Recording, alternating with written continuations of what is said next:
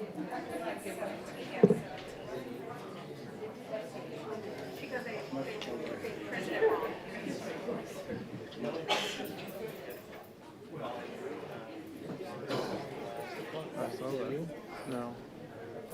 Here we go.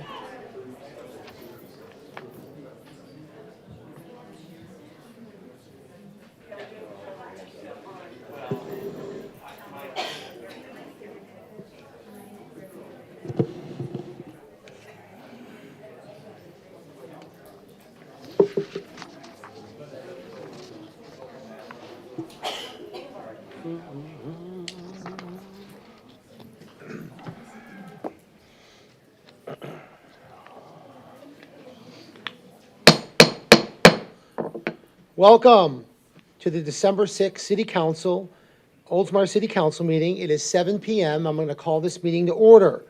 Good evening, everyone, and thank you for joining us. Happy holidays. With that, I'd like to start out with our invocation and our pledge allegiance to the flag, and that will be led by our city attorney, Tom Trask. Please rise.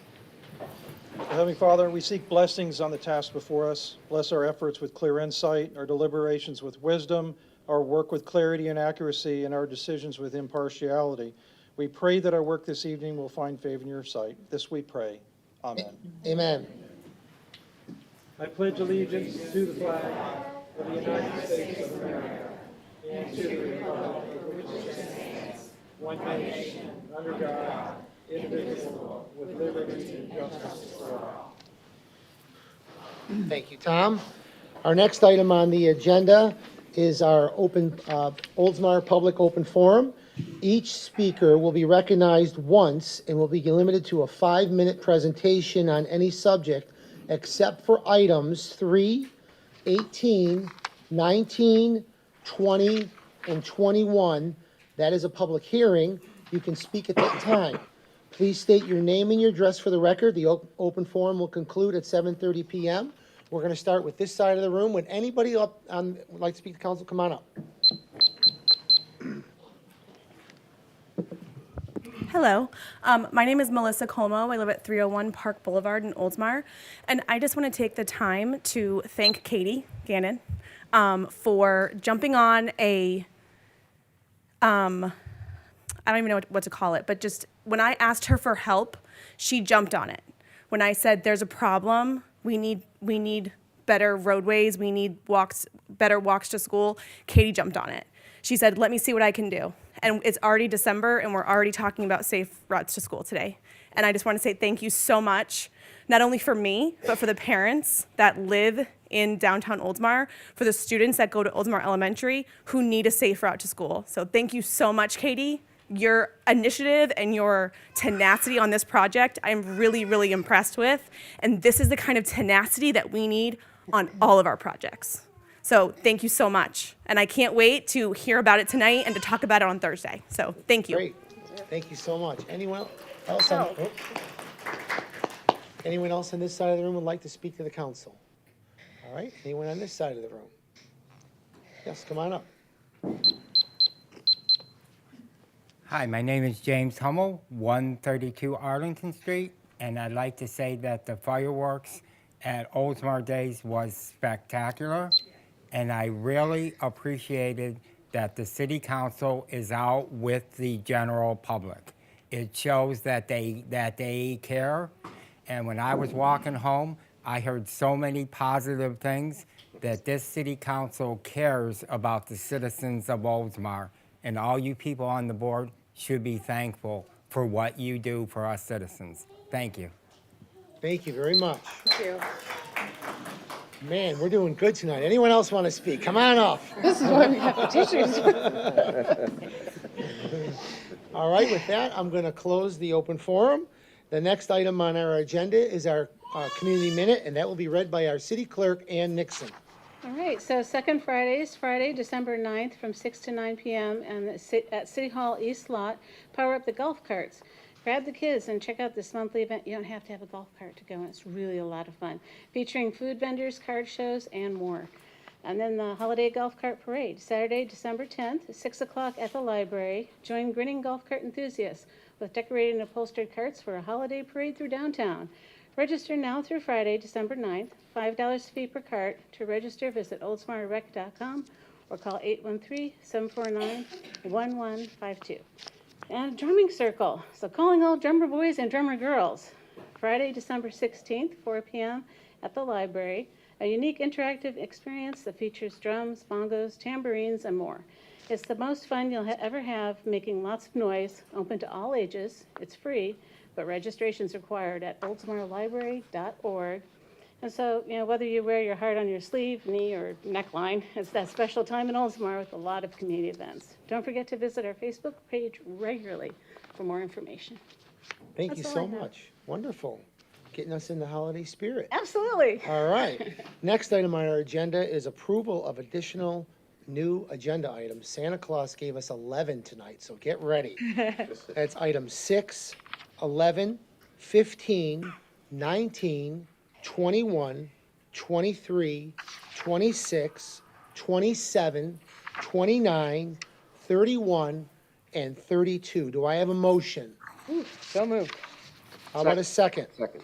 Any other discussion on that? All in favor signify by saying aye. Aye. Any opposed? Motion passes.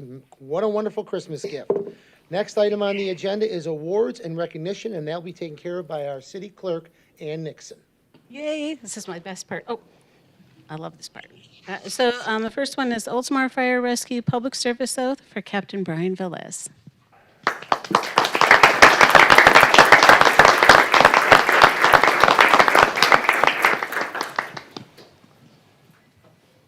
So this is Captain Brian Velez, and he has been absolutely fabulous in our Emergency Operations Center, so you can count on him to help us in an emergency. Well, you guys should count on everybody there to help us in emergency, including our next guy. So anyway, here we go. Ready? I need to hold up your right hand and repeat after me. I, Brian Velez, Do solemnly pledge do solemnly pledge to uphold the laws and Constitution to uphold the laws and Constitution of the United States of America, of the United States of America, the state of Florida, the state of Florida, and the city of Oldsmar. and the city of Oldsmar. I pledge to remain ever vigilant, I pledge to remain ever vigilant, protecting our citizens' lives, protecting our citizens' lives, health, homes, and property. health, homes, and property. I pledge to accomplish our mission I pledge to accomplish our mission through education, through education, training, leadership, leadership, and the commitment and a commitment to accountability and respect. to accountability and respect. I pledge to accept, with honor, the duties and responsibilities the duties and responsibilities of fire captain of fire captain for Oldsmar Fire Rescue. for Oldsmar Fire Rescue. So help me God. Congratulations.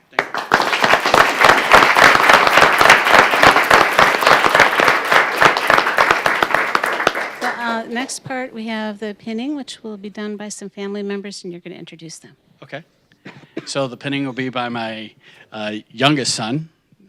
Brennan, come on up.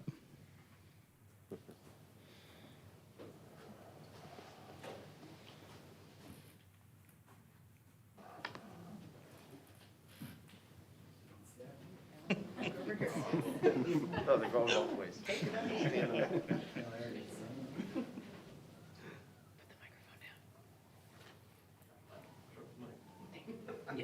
Arm down. Behind the back. There you go.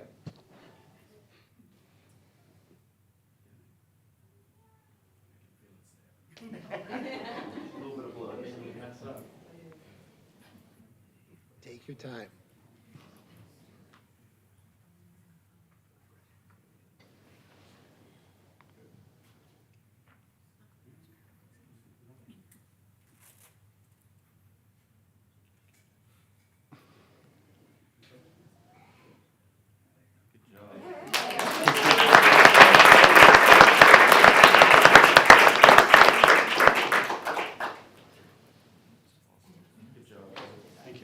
Thank you.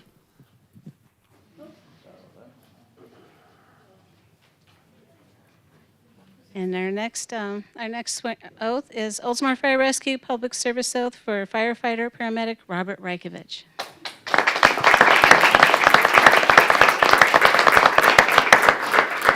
I say your name right? You did. All right. Yeah. So please hold up your right hand and repeat after me. I, Robert Reikovich, I, Robert Reikovich, do solemnly pledge do solemnly pledge to uphold the laws of the Constitution of the United States of America, the state of Florida, and the city of Oldsmar. Pledge to remain ever vigilant, protecting our citizens' lives, health, homes, and property.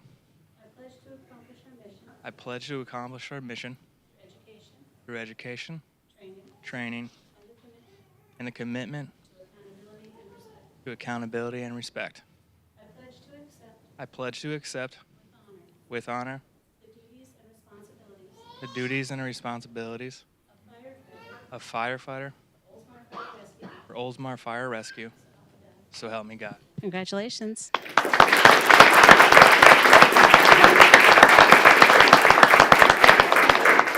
I'll be having my wife come up here and pin me.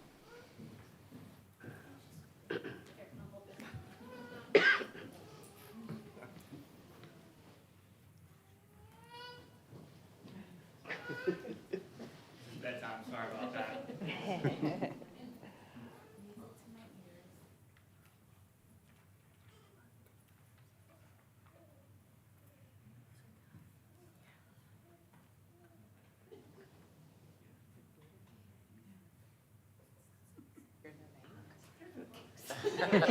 No pressure.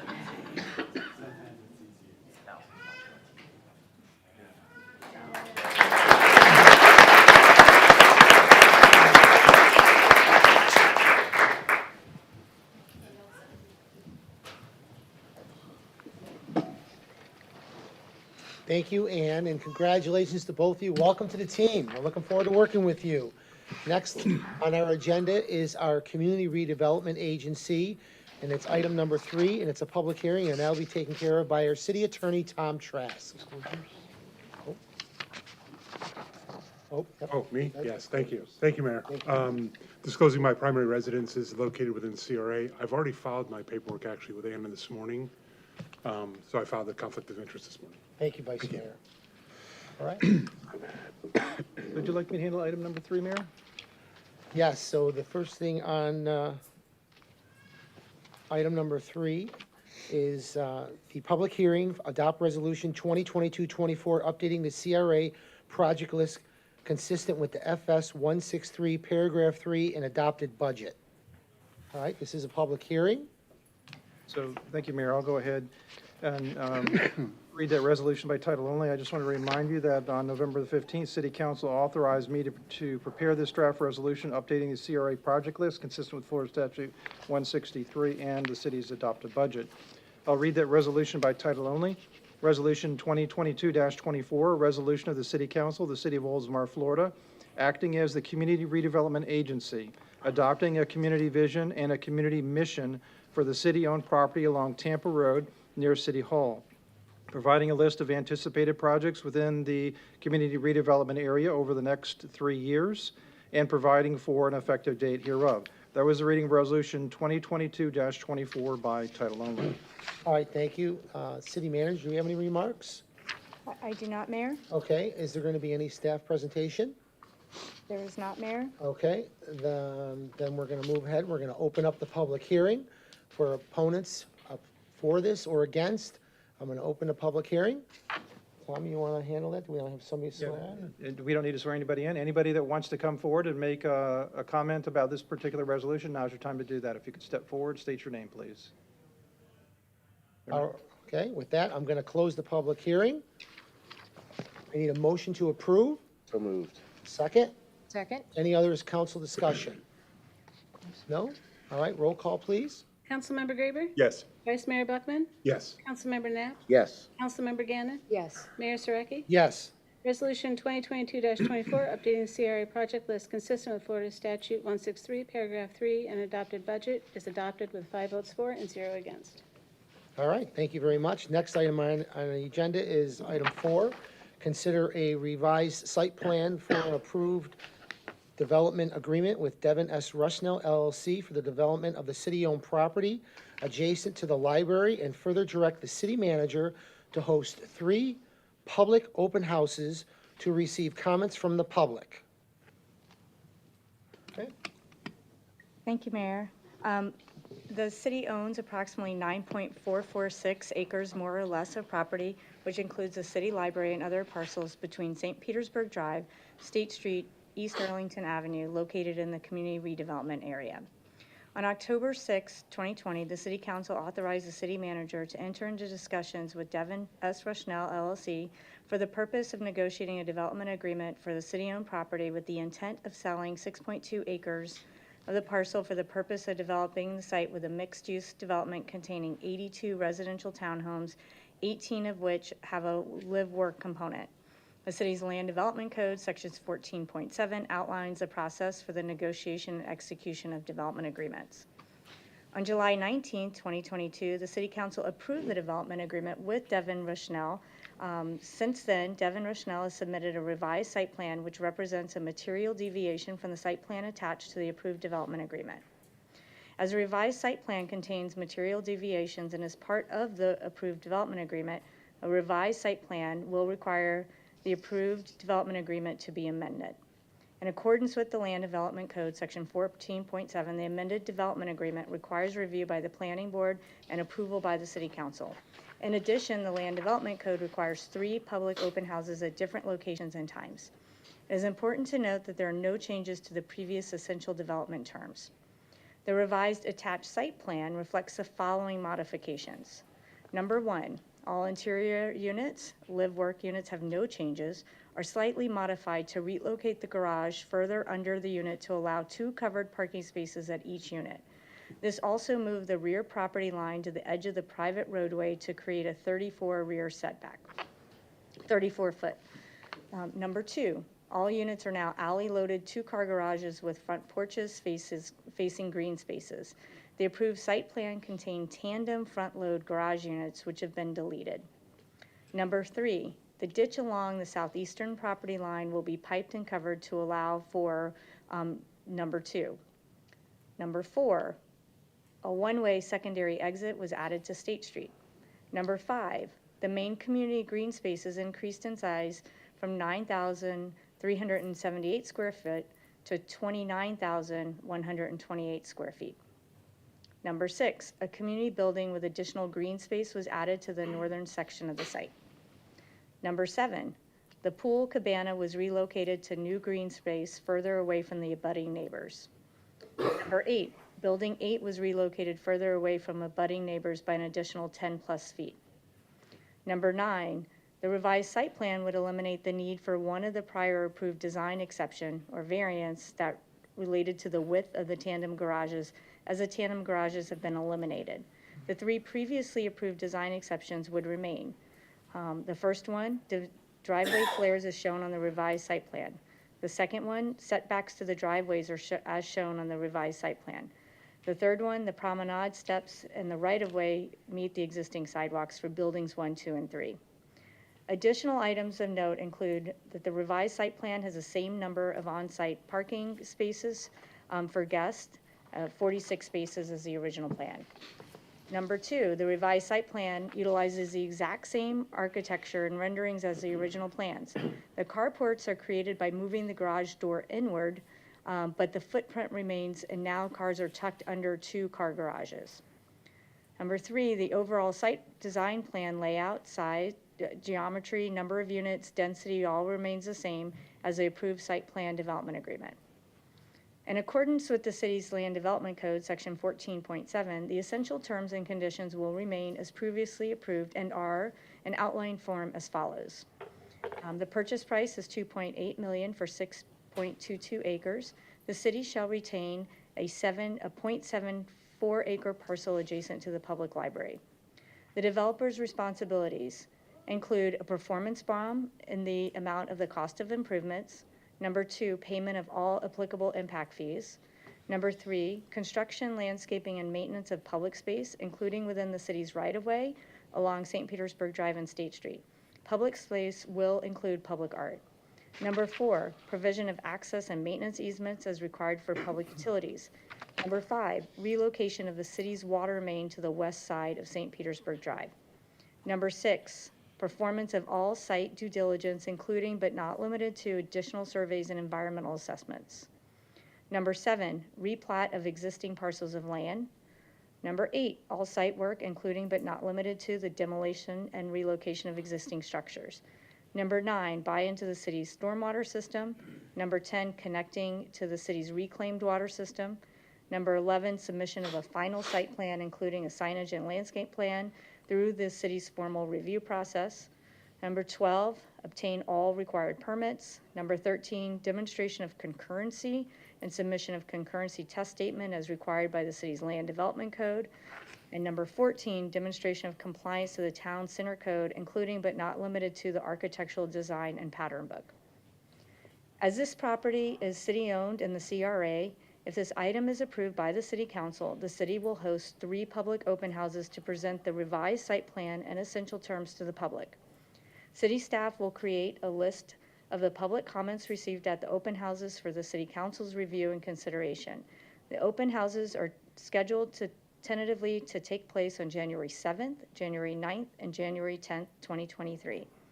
After the open houses, the city council shall review the amended site plan, amended development terms, and public comments from the open houses, and shall, if it determines to proceed further with the amendment of the development agreement, direct the city attorney to draft amended development agreement amendment for further consideration by the city council. Staff recommends approval. Mr. Buse and Mr. Rushnell are here, and Mr. Buse has a presentation as well for consideration. Thank you. Come on up. Good evening. Good evening, council, members of the city. My name is John Buse, 150 State Street East, beautiful downtown Oldsmar. Thank you, Felicia, for reading that lovely dissertation. Although it pains me to have to start this process seemingly over again, we think that what we'll show you today is, in using your words, is a material deviation. We think it's a material improvement to the project. Everything we'll show you is for the betterment of the actual project and or the neighbors. I'd like to start by introducing the fact that these changes came about because Mr. Grady Pridgeon has joined the team, and he wants lots of green space. And I did too, but I didn't think about the things that he did, so that's why you collect creative people to the team. So what you'll see today is really a couple simple changes to the plans that allowed us to create all this great things that Felicia just read about. So I'm going to show you a presentation that's really based on the one that you had originally in the same format with some before and after. You're going to see a lot of before and afters that look exactly the same because they literally are. Nothing changed in those images, but I wanted to point out that they are the same. It's a little hard to see in a two-dimensional print, so I'm going to try to walk you through some of those. I always forget, is this clicker left, right, or up? Both. Both? Just go slow. Only click it once. Yes. There we go. This is the original site plan, so you'll see the same shape, geometry of the land. And I'm going to go to the next one. I'm going to come back and forth a minute. There's a little delay. If you do this on your own, you can see the overlay. Since it's a little delayed, it's not going to give quite the effect. But you'll see the pool down at the south part of the page, and now the pool simply moves up, and the shape of the community stayed the same, but the green space got really large. She mentioned it's almost 3 times as large. How do we do that? I'll start to show you some more pretty pictures. This is just a technical site plan. In addition, okay. So before and after, this is the streetscape of the live work units. They are before and after exactly the same. So I'll save time. I know you got a long agenda tonight. Next one is another before and after of the same live work. This is exactly the same on St. Pete Drive. If you look behind St. Pete Drive, you might be able to tell that the buildings shifted around a few feet, or you might not, but they actually did, but they're in essentially the same spot. Like we said before, we've tucked the cars farther under to hide lots of driveways. You'll see better pictures of that. But these two are the same in terms of what you'll see on St. Pete Drive. And behind it, the architecture, the shape of the roof, the siding, the details is the same. Again, more of the same. Now here you'll start to see that building on the right-hand side behind the live work. You'll see how the shapes are slightly moved in terms of pushed and pulled, and you'll notice that in the site plan. But architecturally, they stayed the same. This is before and after again on the St. Pete Drive side. They are exactly the same. Oh, excellent. Somebody's magically turning this for me. Again, before and after, you won't see any change here because there's not. We're overkilling this to kind of show you guys what changed and didn't. This one's before and after is exactly the same, except in this shot, Tatiana had a great idea, and so did we, but we didn't show it at night. So you see on the right-hand side, all we did was put some lights up, envisioning that area, the plaza, as a coffee shop. So that first live-work unit on the right-hand side is envisioned as like a coffee shop, bakery, or something small like that, where the plaza is seating and umbrellas, and then we put up some night lights to kind of give you the ambiance. The public art stayed the same, but these shots are taken from the same angle, so there's no material change to the architecture, but we did show what a person could do at that space. Next. A little closer up version of the same. We think they'll be great for the gateway corner, especially at night, to show that public art, which will also be lit up in addition to some cafe lights. More pretty, I like pretty pictures, so I'm just giving you trying to paint the picture. Same thing, but closer up. Here's a little visual. These are both additional images where I've kind of aerial to show you a little better view of you can get 4, 5, 6 smaller, even 10 small cafe tables to give you an idea of the sense of scale of that public space. So this next scale is the rear of the live-work units. These didn't change. The garage door stayed in the same spot. These do have driveways, just like they did before, but this will also give you a sense of what the other buildings used to look like, and now they won't. So this is only the first 18, the first 3 buildings along St. Pete Drive still have the same rear driveway, and then the 2-car garage under. Next. This is a new shot. This is the townhomes at the Park Green, so that large 30,000 square foot Park Green. We hadn't shown you really this streetscape before. What used to be along this road was those front load 1-car tandem garages that we've eliminated. So we think this is a much better choice because now everything's rear loaded, more neo-traditional in nature. But this will just give you some idea what that architecture would look like. Nothing changed architecturally.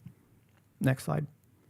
This is a quick floor plan to give you an idea before and after. On the left is before, really super giant, probably almost 4-car garage.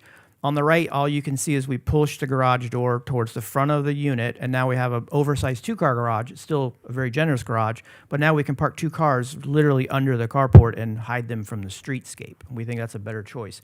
And it allowed us to move the buildings back to create the bigger green space. Next slide. This is the middle unit, same idea. We had a 2-car garage with a large storage area, and now we've just pushed the garage forward. So there's 2 unit types in this community, in unit and a middle unit. This is what it would look like. This is a typical unit facing the Park Green. So this is the back side where the carports, if you will, are under there. I think we changed the street, in my opinion, changed the streetscape for the better. We don't have a row of 20 cars now.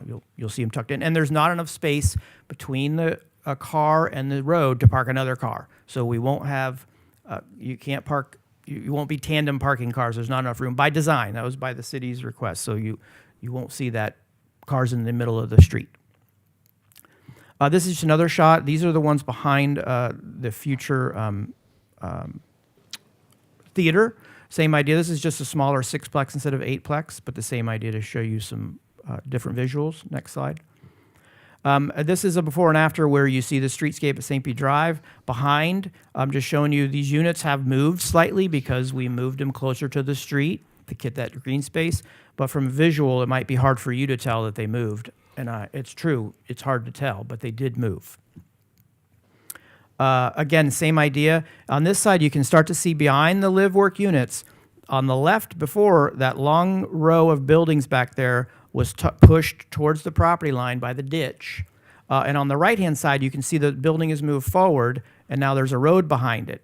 You say, well, how does that give me more green space? I'll show you that in the site plan, but it actually gave us a ton more. This, you can start to see the same idea. Now on the left-hand side is what it looked like before, and on the right-hand side, you can visually see that there's more green in the middle, the triangular piece that's green. We also moved, as Felicia mentioned, the pool. It's up in the upper right-hand corner of the right-hand picture. It used to be right on the rear property line, but we moved it off that and onto the street for a sensitivity to the few neighbors that back up. A pool cabana right there, probably not as desirable as we had the space to move it in the green space, so it made sense. Now these two are what I'd like you to toggle if you're doing it on your own, and you can start to see the animation. This is before, you can see the street, and there you go. So toggle, and just toggle back and forth for a few minutes while I talk about this. If you just see the toggle, you can tell what happened, or you should start to see the picture where the units moved and it created the green space, before, after. Before, after. So you can see that the general material intention of the site is the same. The units are within 5 or 10 feet of each other, but they have moved around to create this really great green space. And on you can see the metal roof there towards what I'd call the southwest section of the page. That's a little community cabana that we created that's new. That we had so much green space that we wanted to create kind of a community gathering space. It's different from the pool cabana. So that was another added benefit to this additional green space. The library, the theater space, the carved out space is still showing the old theater. I just want to make clear that we're not intending to do anything with that, but just to not confuse anyone, I'm showing the old theater there, but the square footage of that parcel did not change at all. So if you go back and forth one or two more times, you can see that the street still has a loop. And then if you look on the before and versus after, behind the buildings there, you'll see a through street all the way to State Street by the auto repair shop. That was a request by the fire department to have 2 access points for fire, which made a lot of sense. So we added that as well. Again, a material change that we think improved the project for safety. I think that's it, right? Yeah. So that's a quick visual. We're asking to go through the process again. It should be odd now because what I just showed you, I hope, explain that the changes are changes in terms of technical changes, but not in my opinion of architecture and intent of the site plan. But we need to go through the procedure as Felicia mentioned. So we request that you approve this based on our conversations. If you have any questions, I'm ready to answer. Questions? Any questions? I went through a little fast because I know the agenda is super long. No, you did great. Okay. I think you did great. Any questions for the applicant? No? No. All right. So on the table, we have a recommended motion to direct the city manager to host 3 public open houses to present the revised site plan to the approved development agreement between the city of Oldsmar and Devon Russell LLC for the city-owned property located adjacent to the public library. So moved. Have a second? Second? Let's open it up for discussion. Anyone have any comments on this? Nothing from me. No? Okay. Councilmember Cannon? Thank you, Mayor. Just a couple things were really interesting to me, not because it wasn't acceptable before, but I do think this is a better plan for a couple of reasons. I love the huge green space. The second thing I love is that the pool is no longer abutting, the pool and the cabana are no longer kind of abutting the School Street area where Arlington residents have their homes backing up. And also creating the additional setback, the additional 10-foot setback away from those homes, I think does them a favor. I know School Street's always been a concern for people along Arlington. And the other part that I love is the exit only onto State Street. I think that's important. And I'm really looking forward to covering that ditch and kind of adding the more green space. So I think this is overall a better product for the residents that live near this area and a better product for the future residents who hopefully move to our city to live in these units. I'm really excited about these changes. It is difficult to go through the process again, but we have to do it the right way. We have to get the input from our residents and we have to, follow our code. That's what it's there for. So I'm okay with the slight delay so that we can get a better product. Thank you. Councilmember Knapp, anything? Yes, Mayor. Just real quick, I just want to say thanks to John and Devin and Grady now for taking another crack at this, because it's like basically they were kind of giving a kid of, hey, this is how many parcels or units we want to fit onto this property, and putting a little bit more effort into, saying, all right, well, we can arrange it one way versus another and really accomplish, as Councilmember Gannon said, make it a better project overall. It just increasing the green space is fantastic, as far as people having the ability to do a little bit of recreation within their neighborhood versus feel a little bit more scrunched in there. So having that second cabana, I think, will benefit them as well. So overall, I think it was a great job, and look forward to, obviously going through our process that we have established now again. I hope we hear similar feedback from the public so that we can move along. Thank you. Thank you. That's it? I just have one comment then. John, thank you, great presentation.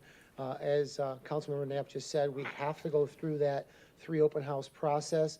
That's why we're speeding it along. It's the first week of January for you guys. We want to move it right along. Believe me, we want to get this project going. And again, thank you for all you do for us. Okay, I have a motion and a second. All in favor signify by saying aye. Aye. Aye. Any opposed? Motion passes. Next item on the agenda, item 5. Number 5, Mayor, award the contract for professional planning consulting services to GAI Consultants, Inc. under the same terms and conditions of the City of Ocoee contract RFQ 21-006, piggyback 22-019. For many years, the City of Oldsmar has envisioned an identifiable, vibrant, and walkable downtown along State Street and St. Petersburg Drive. These efforts have included the acquisition of land adjacent to City Hall and several attempts to redevelop that land known as the City Hall site. In June of 2022, the city contracted with GAI Consultants Community Solutions Group to conduct a community workshop and develop a letter of interest solicitation for city-owned property. The city received 9 letters of interest, and GAI Consultants Community Solutions Group recommended that the city issue a request for proposals to 5 respondents. On November 15, 2022, the City Council approved that recommendation.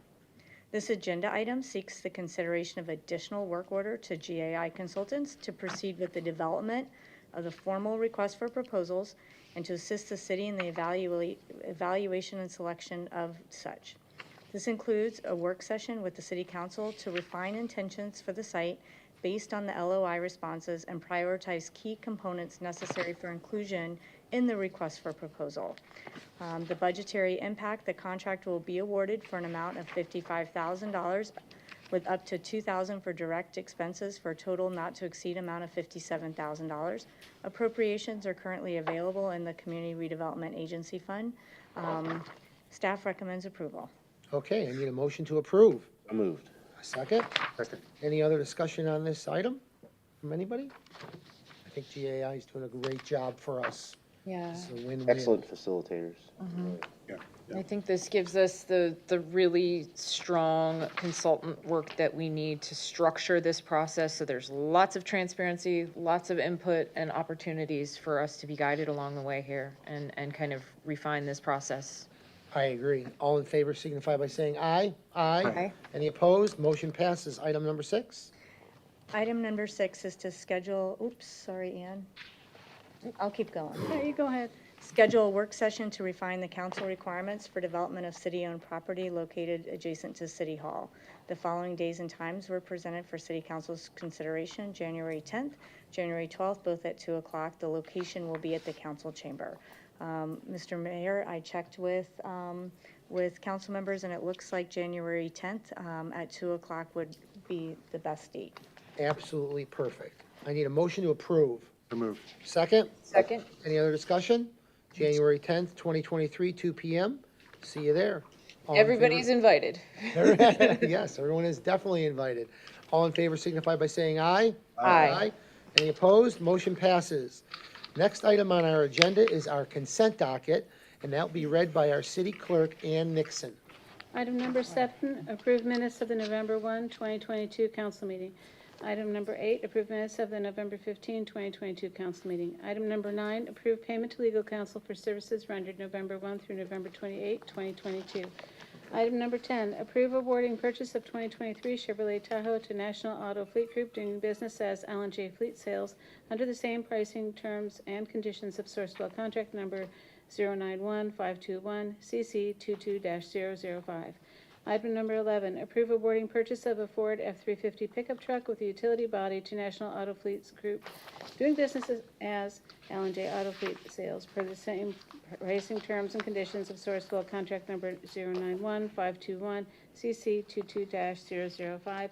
Item number 12, approve awarding of contract for storm and sanitary sewer lining to Vortex Services LLC for the same pricing, terms, and conditions of HGAC cooperative contract TP 07-18 CC 21-019.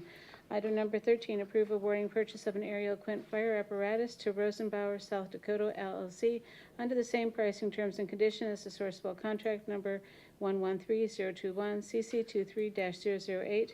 And item number 14, accept resignation of Ken Sidorowicz from the Leisure Services Advisory Board. Thank you very much. Anyone wish to pull anything? Number 14. Okay, we're going to pull item 14. Let's approve the other items. I need a motion to approve. Move. Second? Second.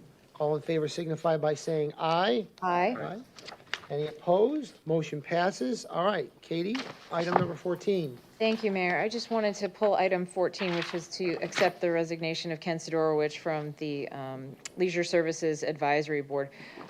As most of you know, he has served on that board since 2008. He's one of the longest-serving advisory board members, incredibly knowledgeable about the history of Gull Air, the history of our city. He's obviously involved in the Historical Society. Ken Sidorowicz is just an incredible individual, and I know all of us up here would love to thank him for his continued service to the city. So, Any other thank comments? you. Just absolutely. We served on the Ordinance Review Committee. He served on that as Yeah. well. So it wasn't just this one. He's all over the place. I think he wrote a book about He Gull did. Air from its inception till through current day. So I will accept his resignation. However, I'm not very happy about it. But Regrettably. thank you, Ken, for everything. Yeah, for sure. Yep, I was able to work with him on the Leisure Services Advisory Board, I believe 2013, 14, before I came on city council, and he was a big force in me getting on city council. I'm going to miss him myself. And the name of his book was Horses to Hearses. Creepy. That's cool. That was the name of his book for Gull Air, so it's a pretty interesting book. I read it, it's pretty interesting, but Ken, we're going to miss you. I need a motion to approve. Reluctantly motion to approve. Second? All in favor signify by saying aye. Aye. Any opposed? We're going to miss you, Ken. Next item on the agenda is approve appointment of, item 15, approve appointment of Dane Pignat. Is it, how do you say that? Piggott. Okay. From alternative member of full member of the Veterans Advisory Board. This is a new agenda item. You want to come on up and say anything for us? Dane, you said you were going to dance? All right. See, he really will. You can't mess with Dane. He You really can will. ask my wife Kelly. I can't dance to save my life. So. No, I appreciate the opportunity. I joined as an alternate last year when the position opened up, so I'm excited to move up to a full member. And I want to thank everyone for the opportunity. Great.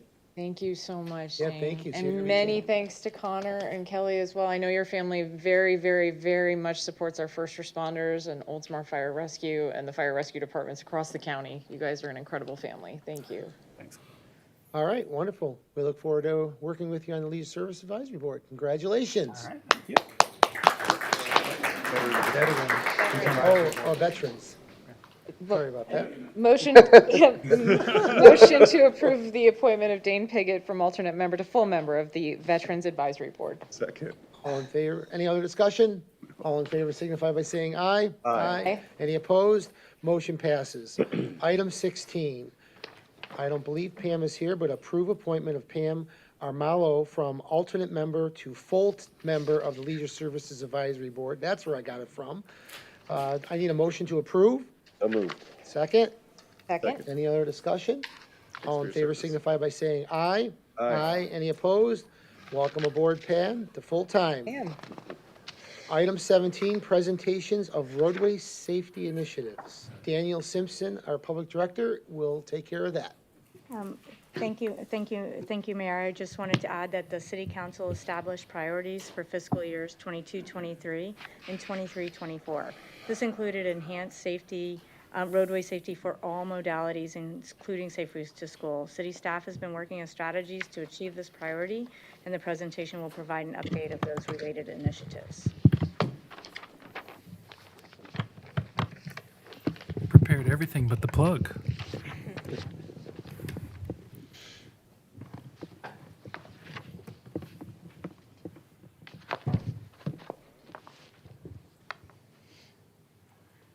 Excellent.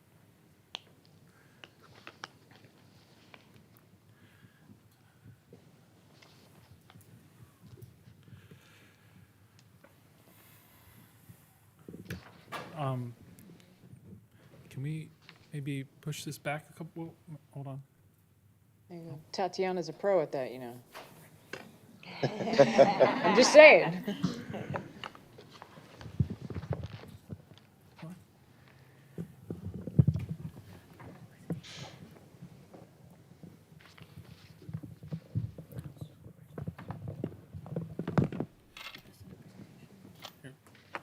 Can we continue this to later in the agenda and I can, Looks like good. It's coming up.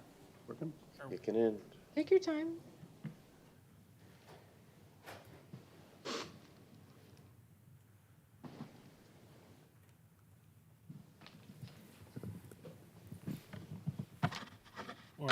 or I can just do it.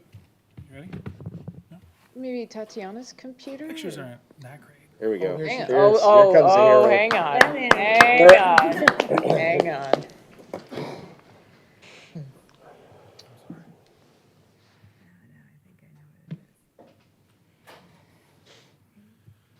I'll start while she kind of gets it going. I'm Daniel Simpson. I'm the Director of Public Works. Tonight I want to talk about roadway safety initiatives. I'm very excited to be able to have the opportunity. Yes. It's there. Wes fixes everything Yes. with computers that I have Yes. problems with. There we go. There we go. Thank you. Okay. Got you. So I just have a quick agenda of what we're going to talk about. I'll skip that for time. First, our transportation team. So Public Works, we have me, the Director of Public Works, but we have in the crowd here Jesus Sanchez. He goes by Jay. He's our new city engineer. He hasn't been to one of our meetings yet. And also Jacob Marchand, he's our engineer one. He's been with us. He was an intern while he was finishing up at USF, and now he's a full-time engineer with us. Both of them have transportation backgrounds, and Jay specifically has years of experience in the field. So we've really added depth to our team. Mike Jaser is our street supervisor. And then in planning and redevelopment, Tatiana Childress is the director of planning and redevelopment. And we've recently, Ronnie Blackshear has started, and he's a principal planner and economic development coordinator, but he has extensive transportation planning background. Also, the fire chief, Jason Schwabe, and Chip Potts, the director of leisure services. This is basically our TRC, Technical Review Committee, with some extra people. So why should we talk about traffic safety? Why are we here? First, all great communities have transportation systems that are safe and efficient for all modalities. Second, we have strategic goals of infrastructure, transportation, and quality of place, which all tie to what we're doing. And finally, we have all the council priorities, two of them: maintain existing infrastructure and enhance roadway safety for all modalities, including safe routes to school. So we want to discuss the transportation philosophy. So this is somewhat of a change, or at least like a point of emphasis. So we're moving from reactive to proactive. So in the past, we've had a very reactive process. We want to move more towards proactivity. Next, we want to move from a feeling-based approach to a science-based approach. So we often will have people have issues or complaints, and they see issues in their roadways, but we want to make decisions based on science, not just a sense, you know? Mainly because if you've ever had a car drive by you at 30 miles an hour, it feels like it's 70. Like it can be a sense that it's really fast, but we want it to be more of a data-driven approach. Finally, we want to move more from a vehicle-centric approach to a multimodal, which that includes pedestrians, golf carts, bicyclists. Okay, so what is traffic calming? So first, to talk about traffic calming, I like to kind of make sure we're on the same page on the terms we use, because sometimes we get lost in language. Traffic calming is the combination of physical, educational, and enforcement measures that reduce the negative effects of motor vehicle use, alter driver behavior, improve safety for non-motorized street users, and improve neighborhood livability, which at the end of the day, that is our big goal. How can we make this a more livable and a more connected community. So you might be asking, well, why don't we just put traffic calming wherever someone asks for it? The first reason is emergency operations. Not that they're the scapegoat here, but when we're talking about traffic calming, it comes at a cost. If we slow down cars, we slow down fire trucks, and so there's parts of the city that we need to have good emergency operations, like reaction time. Next, it's a perception versus reality. Sometimes people perceive traffic to be worse than it is. Now, again, if you have a kid out playing in your front yard and somebody drives by at 25 miles an hour, you're gonna think that something needs to be done right now. But that may be true, but a lot of the perception that we have in traffic can be skewed. Like if you have a Corvette fly down your road at 50, you may be like, man, there's people flying around everywhere. But it really is, you just remember that Corvette, right? So sometimes it can be worse. When we start looking at the data, it isn't as bad as it looks. But sometimes it's worse. Next, laws and regulations. So we're mandated as engineers to follow state laws and federal guidelines and codes. This is because when you drive, you experience the roadway, you're making thousands of decisions subconsciously, that yellow means caution, red means stop. Like you think these things without thinking about them. And if we start manipulating our traffic environment without thinking through it and following these laws, it'll be like learning a new language. Fourth, many citizens do not like traffic calming. It's the fact of the matter is if you go through cities with a lot of it, you may not enjoy driving there. Next, each roadway is different. So what may work on this street doesn't work on another street. So we have to look at each context individually. And finally, cost. So we have an existing policy that's been in place since before 2013, but as it sits right now, the current manual has been in place since 2013. These existing guidelines that we require a 50% of residents in impacted streets to have a petition to initiate the whole data collection process. And the considerations we look at are speed, cut-through traffic, crash history, traffic volume, and proximity to pedestrian traffic. So the speed has to be over certain miles an hour depending on the context of the road. The cut-through traffic, this is where someone is using a road to get that smaller context instead of the bigger road. Crash history is obvious, like if we look at the data for each intersection or roadway, has there been crashes. Traffic volume is how many cars are actually physically going on the road, and the proximity to pedestrian traffic, we're focusing in on key traffic generating centers, so like the library, parks, that's a criteria that we look for. So some of the updates that we're recommending, first we want to implement a proactive approach. First, we'd like to have a scheduled review of city streets on a routine basis. So instead of waiting for complaints, we want to go through and systematically work through the city. Next, we're going to consider budgeting funds for traffic calming equipment, design, and traffic study equipment. Next, place a higher emphasis on non-physical traffic calming measures such as social traffic calming. This is something that's been brought forth from Jacob Marchand, our engineer one, but there's a way to do traffic calming, and the idea is a pace car. So how this would work is you'd get a bumper sticker that says you're the pace car for the city. You get whoever wanted to participate, and when you put that bumper sticker on, you're agreeing to drive the speed limit, follow traffic laws, and be a champion for traffic safety. Next, we would reevaluate the local versus collector classification of streets. So in our manual, so many of the rules are based on the context of the road, so we want to look at that and update it. There's traffic calming further updates. We'd like to improve our citizen-generated review process. So what we recommend is we provide initial speed study when a complaint is received. So when someone says, I've got hundreds of cars going 50 miles an hour on my road, it's just not safe, we will schedule a speed study to initiate that. Based on that data, we'll review that with TRC, and if the criteria is met, we'll design a temporary installation trial period.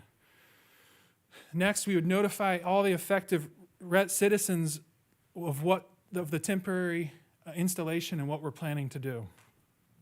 Then we would install temporary traffic measures, do a follow-up speed study, and then have a public meeting to engage the public and to review and hear feedback on what they're experiencing. Based on what they say and their feedback and the data, we'll either initiate steps for permanent traffic calming, expansion of the traffic calming, change in traffic calming, or removal. So currently we're starting to, we've reviewed 2 streets that have qualified under our current manual for traffic calming. That's Shore Drive East and Lafayette Boulevard. There were multiple options possible for each location, but the TRC has recommended the option of speed cushions due to its low impact on emergency response vehicles. Specifically on Shore Drive, if you think about how far it is in the city to get to a house that's has an emergency, the bottom of Shore Drive is, the southern tip of Shore Drive is one of the more remote places to get. So we need to make sure that we can get there quickly. Speed cushions have the benefit of being a cheaper traffic calming option and allowing for easy temporary installation. So on the screen, this is Shore Drive East between Kilsyth Street and Dunkirk Road. So we're planning to have 3 separate pairs of speed cushions in this location. And then Lafayette Boulevard, it would be a total of 16, 4 locations because it takes 2 on each side of the street because Lafayette's so wide. And the plan would be to have this rolled out, and then depending on how that works, we may expand or we'll consider it and bring it forward. The next thing I wanted to speak on, so that was traffic calming. Like, we're moving to the next thing. Downtown mobility study. So we've come forward before with the Safe Streets for All grant. It's available through the bipartisan infrastructure law to increase the chances of a successful application. Forward Pinellas partnered with multiple municipalities in the county to submit jointly. The Safe Streets Pinellas resolution that Oldsmar adopted in 2021, this application's tied to it. If the grant is awarded jointly, the money would be used to fund a planning study to identify multimodal safety improvements in the red area. The planning study will cover the downtown area south of State Road 580, and the grant recipients will be announced soon. Next, we're starting a sidewalk, or furthering a sidewalk inspection program. So to further increase the walkability and safety of Oldsmar transportation infrastructure, a sidewalk inspection program we're creating one. We have over 120 miles of sidewalks, and we've mapped them in GIS, which is our mapping program. The sidewalks were divided into zones with the target to inspect 1 zone per year. Inspection will primarily look for trip hazards and for safety concerns, and the order of repair will be determined by severity and ease of improvement. Next, we began the process of safe routes to school. We met with Oldsmar Elementary School principal on October 21st, and we have a meeting scheduled with the Student Advisory Council on December 9th. This project requires engagement from parents and from the school for success. I wanted to just mention some of the other transportation projects we have. I don't want to give a full update since we have such a long agenda. But Oldsmar Trail Phase 6, we've recently completed. Harbor Palms has large traffic and transportation improvements involved in them, including ADA and resurfacing. St. Petersburg Drive Complete Streets, that is at its core a safety project for traffic safety. The St. Petersburg Drive roundabout is to help resolve some of the safety concerns at that intersection of Bayview. Douglas Road project, that we're creating sidewalks where there were none and adding more, a middle lane for ease of vehicular transportation. The The State Street ditch culvert, we've recently been working on the grant for that. That's to complete the ditch that's on State Street, Clarendon to yeah, right by Lafayette. Clarendon, Yeah. between Clarendon and Lafayette. That, we're working on the grant process right now and getting that approved. And then sidewalk resurfacing or resurfacing of our roads and sidewalk improvements. So thank you. If you have any questions. Great job. Thank you so much. Thank you, thank you. All right, any questions for staff? Councilmember Graber? No? Oh, I'm sorry, go ahead, Councilmember No, Graber. did you want to go first? Oh, please. First, thank you, Daniel, and thank you to everybody on this committee. This is obviously very close, near and dear to my heart. So thank you for all this hard work. I'm very excited that we're taking a more proactive approach instead of reactive approach and kind of getting ahead of things by inspecting things whether it's sidewalks or streets, whatever the issue is, getting ahead of it before there's a problem or a complaint. And also, if there is a problem or a complaint, not making citizens jump through a bunch of hoops to figure out what's going on and just go figure out what's going on based on the data. I love that scientific approach because that makes sense to me, and that's something that will make sense to our residents as well. I think I understand, but two things that were really important to me that I think will be a big deal.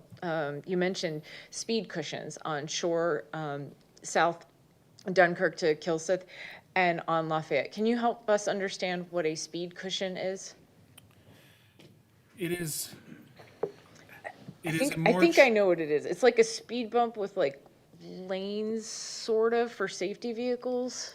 If you've ridden over what you think is a speed bump in Oldsmar, it's typically a speed cushion. Okay. But it's a speed bump that doesn't ruin the alignment of your car. Is the best way to say it. I like that. And can be transversed by a wider, like a fire truck. Usually Gotcha. the wheelbase is big enough that they can go over it. Without necessarily slowing down or damaging the truck. Correct. And you said there's going to be 8 pairs on Shore Drive East and 16 total on. No, there's 6. Will be 6 speed cushions on Shore Drive East, which is 3 pairs of 3 pairs. Gotcha. And then on Lafayette, it's 16.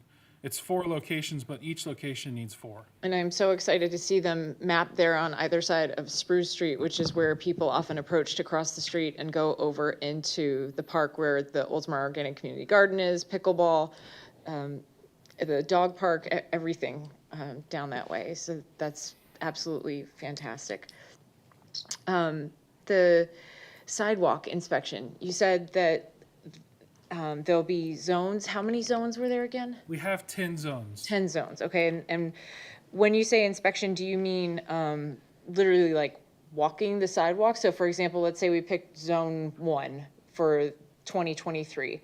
Would you and the team or a team of people literally walk that sidewalk to inspect for anything from cracks, vegetation, width, all that kind of stuff?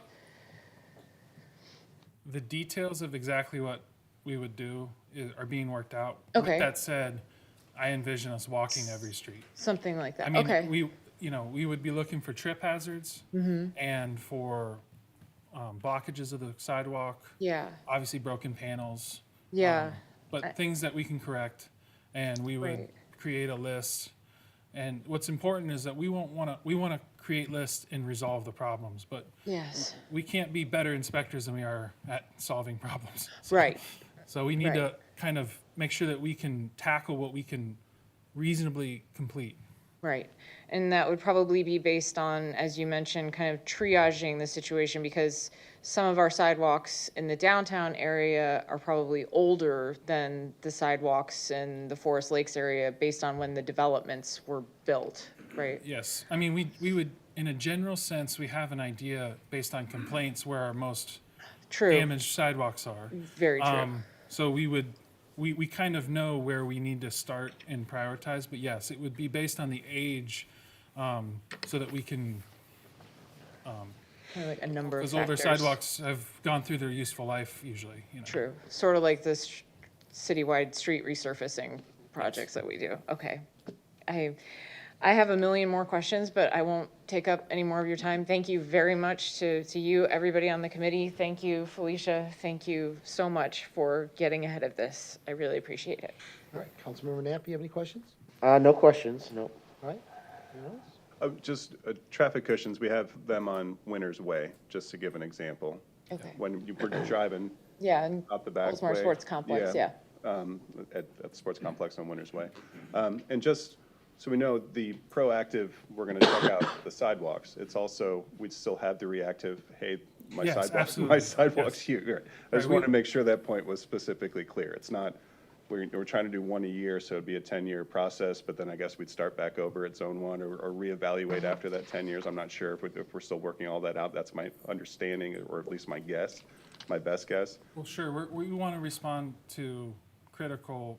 Oh, sure, I'm just issues, but- meaning, right, so it wouldn't be, oh, well, nobody's gonna look at my sidewalks for 5 years because I'm in zone 5. Right.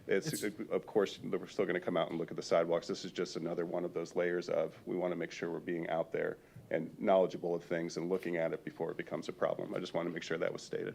Thank you. Good Vice point. Mayor? I only have one question, and I always tend to ask questions that I know you gotta come back to me on. But going from a reactive approach to a proactive approach, there's a cost. There's an inherent cost to doing that. Do we understand, or are we looking at what the budgetary impact would be going to a proactive model versus a reactive model? Well, that's exactly, you're you're pressing on the exact issue that we see. We want to have, our intent is to go from become proactive, but that doesn't mean moving beyond our budget. We will really need to reassess where we're at, how we can move towards the goals we have. We need to be in the proactive mindset, though, otherwise we'll always be constantly reacting to things instead of focused on how we can go forward, like in a systematic way. Yes, we need to look at our budget and how we would go about that. So that's why target is one a year. But when we get in there, depending on how bad it is, we may need to do a target we may need to do an area every 2 years, you know? The reality is, some of the streets are in poor condition, and others, we may do the whole neighborhood and it's 1 or 2 issues, you know? Right. Okay, thank you. Thank you. I have one comment and 2 questions. The first comment is, the sidewalks seem like it's a never-ending situation. The sidewalks in our city, I mean, are constantly being repaired. Every time I drive around, I see that. The other thing is the pace car stickers. When are those gonna be available? Well, I mean, we wanted to talk to you first, you know? You have any room on the back of your truck? Yeah, I'll find room. I just gotta slow down then. Well, I think your sidewalk comment is valid in that the one thing I meant to say is that safety is really a progression, not a destination. So the second you get something safe, you have to relook at it because something changed and we need to redo it. You know, so we're going to constantly be moving towards a safer transportation system. Perfect. And the last question is, the East Lake Oak subdivision is on a plan for repaving some of the streets. We did one last year, I think it was Gray Bark. I know Split Fork Drive is next. We have it 1 speed bump. When we repave those streets, and this might not be relative, but are we gonna be updating the speed bumps to these type of speed bumps in East Lake Oaks when that repaving project is completed? I have to review the exact road. Okay, But I believe they have speed cushions right now. But Right. we would look at, what we want to get to is where when we're resurfacing, we're evaluating these things. okay, yeah. You know, so if we have speed bumps, we want to see are they working? Is that, Yeah, the speed bump on Spring Sorry. Fork Drive was installed, I believe, in '06, and it's kind of, old. It's not like the new ones you put on when they did the repaving, they put the speed cushions in, which are great. All right, that was just it. All right, any other questions? Oh, yep, go ahead. I heard Councilman December 9th for the Student Advisory Committee meeting for Safe Routes to School. Do we have any other dates, projected ideas for when we'll see some of these things around town? Like the speed cushions or the sidewalks inspections? we are looking to have much of this, the Lafayette Shore early next year, next calendar year. I mean, Right around the corner. We want to hit it, like, we plan to, assuming that we're all feeling good about what I said, we were planning to, we were planning to order the stuff tomorrow, or, like this week, so that we can start getting it. I'm not sure the turnaround time and our street schedule with the holidays, so I don't want to overcommit and underdeliver, but we expect the speed cushions to be early next year. Thanks, Daniel. All right, thank you, great job. We're excited about this opportunity. All right, the next item on the agenda is item 18. It's a quasi judicial hearing, public hearing, and our city attorney, Tom Trask, will take care of that. Item number 18 is a public hearing to approve a site plan and consider a variance request for Kawa Coffee Kiosk on Tampa Road next to Tidal Wave Car Wash. This is a quasi-judicial hearing. As some background, the original site plan of the subject property included an ATM drive-through concept and was created as an out-parcel plat that was approved together with the Tidal Wave Car Wash site in 2018. The site was constructed. However, the ATM installation fell through due to a merger between SunTrust Bank and B&BT Bank. The owner marketed the site to other banks and credit unions with no success. In 2021, staff received a proposal for Kawa Coffee Kiosk and began working with the owner's design team on multiple concepts for a small drive-through coffee kiosk. The update plan was reviewed by staff and presented to council for approval. On August 2nd, 2022, council considered the Kawa Coffee request for its site plan and variance regarding its proposed location at 3502 Tampa Road. Council requested further information regarding the traffic plan and directed for the request to return at a regular council meeting. This particular item includes a traffic management plan. I'm going to read the quasi-judicial procedures that we're going to use tonight. This is a quasi-judicial proceeding where the city council acts in a quasi-judicial rather than a legislative capacity. At a quasi-judicial hearing, it is not the council's function to make law, but rather to apply law that has already been established. In a quasi-judicial hearing, the council is required by law to make findings of fact based upon the evidence presented at the hearing and apply those findings of fact to previously established criteria contained in the Code of Ordinances in order to make a legal decision regarding the application before it. The council may only consider evidence at this hearing that the law considers competent, substantial, and relevant to the issues. If the competent, substantial, and relevant evidence at the hearing demonstrates that the applicant has met the criteria established in the Code of Ordinances, then the council is required by law to find in favor of the applicant. By the same token, if the competent, substantial, and relevant evidence at the hearing demonstrates that the applicant has failed to meet the criteria established in the Code of Ordinances, then the council is required by law to find against the applicant. With that being said, I need to find out whether there are any ex parte communications that the council wants to disclose. Not seeing any. Any conflicts of interest that the council wants to address? Not seeing any. Anyone that's going to speak at this hearing, if you could please stand up, raise your right hand, and be sworn under oath. You swear that the testimony you're about to give is going to be the truth, the whole truth, and nothing but the truth? Okay, thank you. City staff would present. So Tatiana, would you like to start?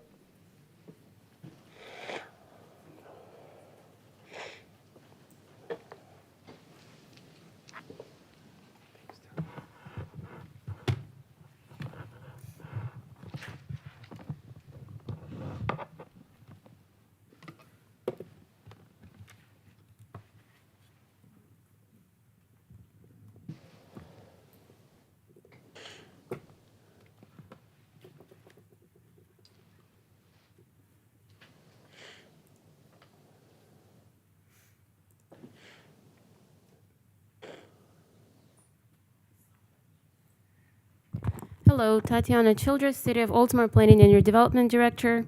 So this is Kava Coffee Kiosk Site Plan, Building Architecture and Variances Approval Request. The site is located at 3502 Tampa Road, and it's adjacent to the tidal wave. It's located within the Tampa Road corridor. The zoning is ROR, Residential Office Retail, and the future land use is also Residential Office Retail. It is subject to Tampa Road corridor overlay, site plan, variances, and building architecture require council approval. The existing site was developed as an ATM out parcel. Proposed site plan includes the new construction of a 440 square foot drive-through coffee kiosk. The site includes enhanced landscaping along Tampa Road corridor and Oak Cliff Boulevard. It includes new monument sign. The proposed floor area ratio is 0.04 and proposed impervious surface area ratio is 0.69, which is consistent with the district regulations. Per section, the site specifications include the parking per section 7.8.2.9. Restaurant uses require 10 spaces per 1,000 square foot of building area. The applicant proposes a total of 5 parking spaces for the site with 1 accessible space. And the applicant is also proposing enhanced bicycling parking with unique design that complements their business. Accessibility and sidewalks. The property has an existing 5-foot sidewalk parallel to Oak Cliff Boulevard and a 6-foot sidewalk along Tampa Road. Additionally, design includes crosswalks and pedestrian access from Oak Cliff Boulevard to the existing tidal wave site. The Tampa Road corridor, on the transportation side, the Tampa Road corridor maintains a level of service of C and has an average annual daily traffic of 53,500 trips. Projected ADTs for the proposed site include 396 daily trips with 37 peak hours. The peak hour for drive-through car wash is different from the peak hour for the coffee shops, according to the applicant. And in addition, per council request, the applicant submitted transportation management plan that will be presented after this PowerPoint presentation by the consultant. The building architecture includes proposed parapet walls and other architectural elements that create the appearance of the 2-story building facade, which is consistent with Tampa Road corridor.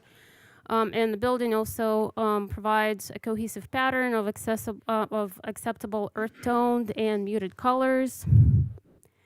Proposed exterior finishes include materials that are consistent with the district regulations, including stucco, wall, access bricks, etc. The following graphics represent the building elevations of the site.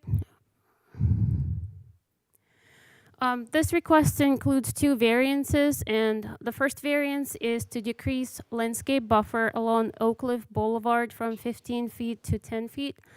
The site is narrow and constrained, and per Tampa Road corridor, a waiver in the secondary front landscape requirements may be permitted if a demonstrated hardship exists. Variance 2 includes a decrease standard parking stalls dimensions from 10 by 20 to 9 by 18, and accessible parking from 15 by 20 to 12 by 18. The overall decreased parking stall size decreased the overall impervious surface and stormwater runoff. And city's local higher standards for accessibility do not provide meaningful benefit to those with physical disabilities while causing added expense to the development community. Staff recommends approval of the conceptual site plan and building architecture and approval of the variance request to decrease the landscape buffer from 15 feet to 10 feet along Oak Cliff Boulevard, and also approval of the variance request to decrease the standard parking stalls dimensions from 10 by 20 to 9 by 18, and accessible stalls from 15 by 20 to 12 by 18. Thank you. And you want to submit your report into evidence? Yes, we would like to submit our report into evidence. Any questions from the council? Just one. Councilmember Knapp? Just for a point of clarification, this proposal is for a business that is drive-through only and no walk-up traffic. Is that correct? Correct. Okay, thank you. That's all. Any other questions? Nope, I don't have anything. Thank you. So is the transportation expert for the developer, or is it the city's transportation expert? For the developer. Okay, so now would be the time for the developer to make his presentation.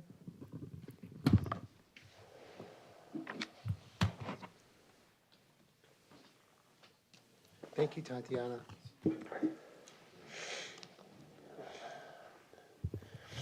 Good evening. For the record, my name is Michael Razor. I'm a professional traffic engineer, 25 years of experience. Address is 19046 Bruce B. Downs Boulevard, Tampa. And we do have a presentation. This presentation is excerpted portions of the report that we prepared along with the traffic management plan. Okay, great. So Again, this is from the report that we put together, so there's some backup information here about the site, although I think that with the various hearings that have occurred already, we're probably familiar with this, but I will run through those again. This is a 440 square foot building, drive-through only, no indoor service or seating, no walk-up service, and no outdoor service. So that's what it is.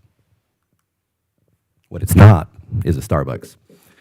Comparatively speaking, the Starbucks is approximately 5 times as large, 5 to 6. They do have a drive-through as well. They usually have indoor seating and service, walk-up service at some locations, and outdoor seating as well, typically 500 square feet. The next slide, this is an excerpt from the report that walks through the trip generation. These numbers are a little bit different than what was in Tatiana's report. I'm not sure exactly where those came from, probably prior to my involvement. But these are trip generation numbers from the Institute of Transportation Engineers Trip Generation Manual, 11th edition, which is the current edition. And these numbers indicate that for the daily condition, the combined trip generation between the two different sites, the Tidal Car Wash and the Kawa Coffee, would be about 646 estimated. And that's 323 in, 323 out. So that's really 323 vehicles any given day, not the 600 number. A lot of folks have some difficulty in understanding the difference between a trip end and a vehicle. So really a trip end is twice the number of vehicles. In the morning peak hour, that is when the coffee shop would peak, of course, as is reasonable and expected, with a trip generation of 40 during that peak hour, and that would be 20 vehicles in, 20 vehicles out. And this is the peak hour of the adjacent street. So there is a differentiation in that, as we're going to see in one of the next slides. In the traffic world, traffic studies are typically done on the peak hour of the adjacent street rather than the peak hour of the actual generator, unless in the case of something special like a school. And that's because we want to compare apples to apples. So when we start adding up traffic for different uses, the general time period is consistent across those different land uses. So, for example, I'll bring up the school example again. If we wanted to study a school during its dismissal period, we wouldn't look at the afternoon typical peak hour between 4 and 6. We'd look at the school peak hour. For this particular table is peak hour of the adjacent street, which does happen to coincide very well with the peak hour of the Kawa in the morning. Afternoon, the Kawa trip generation dips down to 16. That's 8 in, 8 out. Again, reasonable given that's not an afternoon generator, or PM generator, I should say. For comparison purposes, the Tidal Car Wash, and these are numbers out of the book, they're not counted from the site, but my firm has worked on many different types of car washes, many different locations throughout the state, and we've identified that these numbers are also in concert with DOT, which happens to be where most of the projects I've been involved in have been located. They've been supportive of these numbers from ITE. Morning, we really don't have a whole lot of action with 13 in and 13 out, and that's 26 trip ends. 48 trip ends in the afternoon with 24 in and 24 out. So grand totals are about the same in the morning and afternoon, given the complementary nature of the trip, peaking in the morning for the coffee shop, in the afternoon for the car wash. This is a depiction of the trip generation for a standard, typical type Starbucks at 2,500 square feet compared to the Kawa in regard to daily traffic. So again, the 600 number that I had referenced previously as compared to the Starbucks at nearly 1,600, so a factor of just under 3. And again, I can't stress enough that this is not a Starbucks. It's not going to look like a Starbucks. It's not going to perform and operate like a Starbucks. This graphic is the other one I was alluding to, which shows traffic by hour. And you will see that on the left side of the graphic, we have the opening hours of these two businesses, the Tidal Wave in blue and the Kawa in brown, and the closing hours on the right. So the Kawa, as you can see, it has operating hours proposed to be 6 a.m. to 6 p.m., consistent with their other locations. And the Tidal Wave has hours from 8 a.m. to 8 p.m. So you'll see that the Tidal Wave car wash starts out slow, maintains a plateau throughout the day, and near closing, the trips will decrease. Where for the Kawa site, the trips come on in the morning. That's when they're peaking, and then they'll gradually dissipate throughout the day. So we looked at queuing, using engineering formulas for queuing theory, along with inputs such as trip generation numbers, processing rates at the window from the operator. We've identified that the average queue for this particular site is going to be 2 cars on average during that peak hour in the morning, and that's shown in blue. And the site, as you can see, has the ability to, I think it was 9, but 1, 2, 3, 4, 5, 6, 7, 8, 9 vehicles can stack on the site without spilling out onto Oakleaf, which is what we want to try to avoid. And the probability of stacking out onto Oakleaf is 0.4%. So what does that mean? Well, in regard to statistics, that's about 1 occurrence every 250 times. So that's, in my estimation, not going to happen. So this is an excerpt from the Land Development Code, the Transportation Management Plan section. I won't bother to read this. I'm sure you're all very familiar with this. But essentially, transportation management plans are required in certain circumstances based on trip generation, if there are issues with the road, and so on and so forth. One of the transportation management plan strategies, number 3, is access management, which is what the site is proposing. So access management controls that are being proposed at the site include the breakaway barrier between the car wash site and the tidal wave site. So fire trucks, rescue vehicles can still traverse between the 2 sites, but we also will be limiting the ability for just patrons to go back and forth, which will in turn limit the amount of traffic that is at the Oakleaf curb cut. There'll be regulatory signage on that as well to further discourage breaking through the chain on any given day, unless, of course, you're in the fire rescue vehicle. And there'll be wayfinding signage as well planned on Oakleaf heading off of Tampa Road, which will direct you to both the car wash entrance off of Pepper Tree and the Kawa overflow entrance if someone would happen to notice that there's cars that are getting close to Oakleaf, which again, the 0.4% indicates that will very unlikely be the case, but nonetheless, that warning sign is, wayfinding sign rather, is proposed. So the result of these access management controls are to encourage the desired traffic circulation pattern, which we can see on the screen. In brown is the desired traffic circulation pattern for the Kawa, at least in regard to and from Tampa. I had another graphic that had more arrows on it, but I guess that one didn't make it into the presentation, which showed all the routes to and from the site. In the blue, it's a tidal wave entering and exiting off of Pepper Tree. The key here, does this have a highlight function to it? No. Where I can point? No, and there goes the presentation. Go back one, there we go, okay.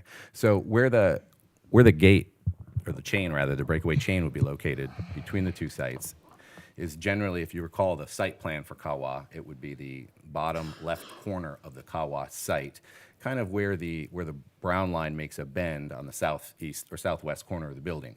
That's the location of the current cross-access connection over to the tidal wave site. And by virtue of putting the chain up, the vehicles leaving the car wash are oriented to the south. There still would be the ability for someone to come out of the car wash and make almost the equivalent of a U-turn to go back up into Kawa to come over to Oakleaf. However, based on my field review of the site and speaking with staff and their observations as well, the conclusion is that because the chain will be there to prevent you from making the quick turn over to Oakleaf, you're going to stay and continue down to Pepper Tree in general to exit the car wash site. Mm-hmm. So basically, the access management controls, the 3 that I'd mentioned, will encourage this particular traffic pattern, which will minimize traffic entering and exiting off of Oakleaf, separate the 2 traffic circulation patterns, and in my estimation, provide for adequate, safe, efficient traffic circulation, traffic operations. So with that, I'm certainly available for any questions. Thank you. And Mr. Razor, did you want to submit your report into evidence? I certainly can, yes. Okay. Before you leave, are there any questions from the council members? Councilmember Knapp? No, I'm all right. All right, Councilmember Gannon? Anyone? Nothing for me? I have no questions. Okay, sir, does the applicant have any other testimony or evidence that the applicant wants to present? If you could step to the microphone, please. State your name and address. We'd like to just reserve time to answer any questions or to respond to any comments. This is the time. We'll Any have- questions? First of all, could you state your name, please? I'm sorry, David Owen, Suncoast Retail. I'm the applicant, 255 Capri Circle North, Treasure Island. Do you have anything that you wanted to present? We don't have anything to present in addition to this. We're available to answer questions or to field questions from the audience. Any questions from the council? Sir, don't sit down just yet. Yes. Nope. Nope. All right, thank you. All right, then I am going to open the public hearing. Anyone would like to speak for or against this item, please raise your hand. Come on up. Does she have to be sworn in? She was sworn in. Okay, thank you. My name is Melanie Haslam. I work for a business on Pepper Tree. I don't know if you need me to say it, 1801 Pepper Tree Drive. We're right across the street from the car wash, next to the space that we're talking about. We already are having to live with the ramifications of the car wash. And with respect to you gentlemen, you obviously haven't been at the site because the car wash multiple times has cars lined up along Pepper Tree, lined up along Oak Leaf, and I know sometimes it's more because there's pollen in the air and they're washing their car 4 times a day. But I can tell you, my door looks at that car wash and I see multiple times where there are 25 people lined up to get their car washed, and that is a normal day. If you block off that side road, I can tell you that they use that road because I watch them all the time. So you block that off, that means they're going to be coming in and off of Pepper Tree, and they're going to be lined up on Pepper Tree. I have seen them go all the way out to Tampa Road. That's an unusual time when there's a lot of pollen, and I do understand that. But we're just greatly concerned about this. I know we're probably way past that point, but I just wanted to make it heard that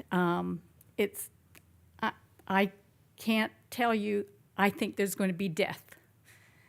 And I know I'm sorry, I get very emotional. People coming on Tampa Road, they figure that they can go 70 miles an hour. And I have had myself just turning from Tampa onto Oak Leaf. You can't get off Tampa Road fast enough because they are right on your tail. And if you've got people that all of a sudden are going, oh, coffee, and now they're going to turn off, somebody's going to get killed on that corner. And I don't know that your calming situations are going to take care of that, but I just want you to know that it is, I don't think anyone has stood there and watched the traffic. So I just want to say that I'm sure that somebody's going to get hit. And there's going to be car accidents there, and I just wanted somebody to hear that. So, thank you. Thank you very much.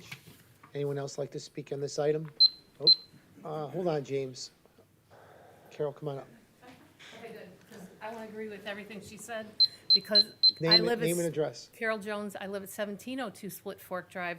I'm catty corner, second house in from the car wash. Everything she says is 110% true. They are backed up. They come on our street on Split Fork. They're backed up on Split Fork.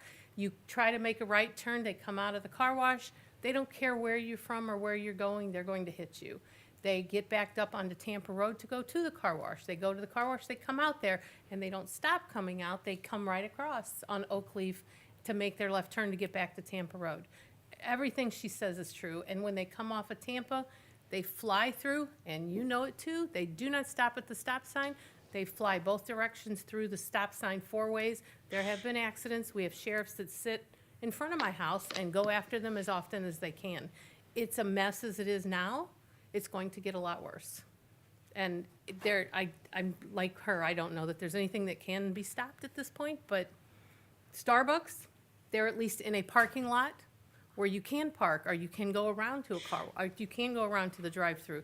What he's saying about it being a drive-through and it's not a Starbucks, no, it's not. But where they're trying to cram it into is not ample room for anything like that. And there's a lot of kids there. And it's also very dark. There's no street light right at that corner, so it's going to be a hassle at 6 o'clock in the morning when it's dark. Thank you. Thank you. James, come on up. Hi, James Hummel, 132 Arlington Street. I have a question for the developer. Did you present this to FDOT? Because FDOT went over the tidal wave site because they are building in Palm Harbor. And James, you can't answer any questions. You can only have comments. okay, well, my comment is that what these two ladies said is true. The only way you're going to prevent somebody getting killed is putting a traffic light there. But it's going to be too close to East Lake Woodlands, okay? That's what you have to take into consideration. And you're going to have signs and flashing lights way back by where East Lake Woodlands is, because as soon as they pass East Lake Woodlands, they're hitting that gas pedal. And nobody uses a turn signal to turn right in there if you're in the right lane, and nobody stops for the stop sign. So what these ladies are saying is 100% true. More study needs to be done. Thank you. All right, thank you. Anyone else like to speak on this item? Okay, with that, come on up. I don't think he's been sworn in. Sir, were you sworn in earlier? No, sir. Okay, if you raise your right hand, you swear the testimony about to give is going to be the truth, the whole truth, nothing but the truth? Yes, sir. Thank you. Raymond Dresch at 422 Evergreen.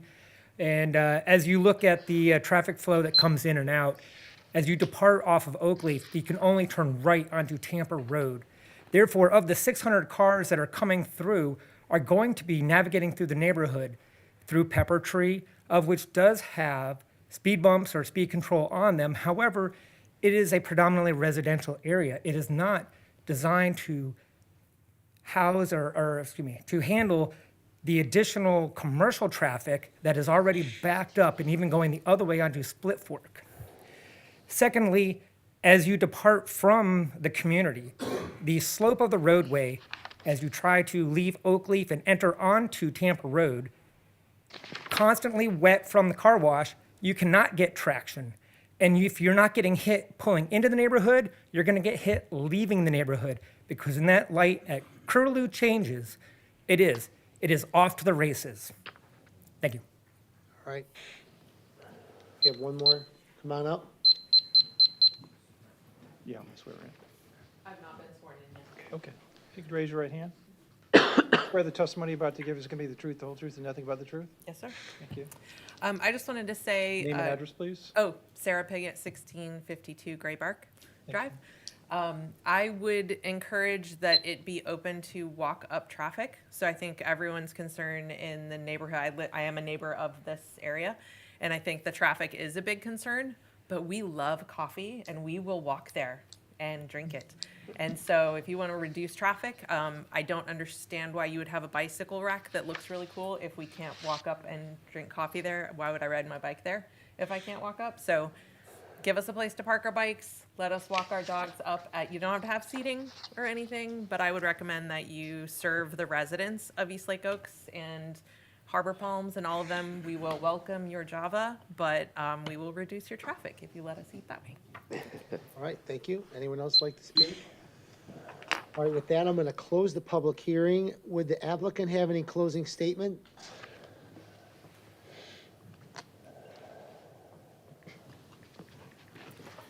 Again, for the record, Michael Razor, I just wanted to make a couple comments in regard to the citizen testimony. Yes, you can only turn right onto Tampa Road, but there is the entrance to the next left turn lane, U-turn lane is 350 feet downstream, so that's much less of a circuitous exit.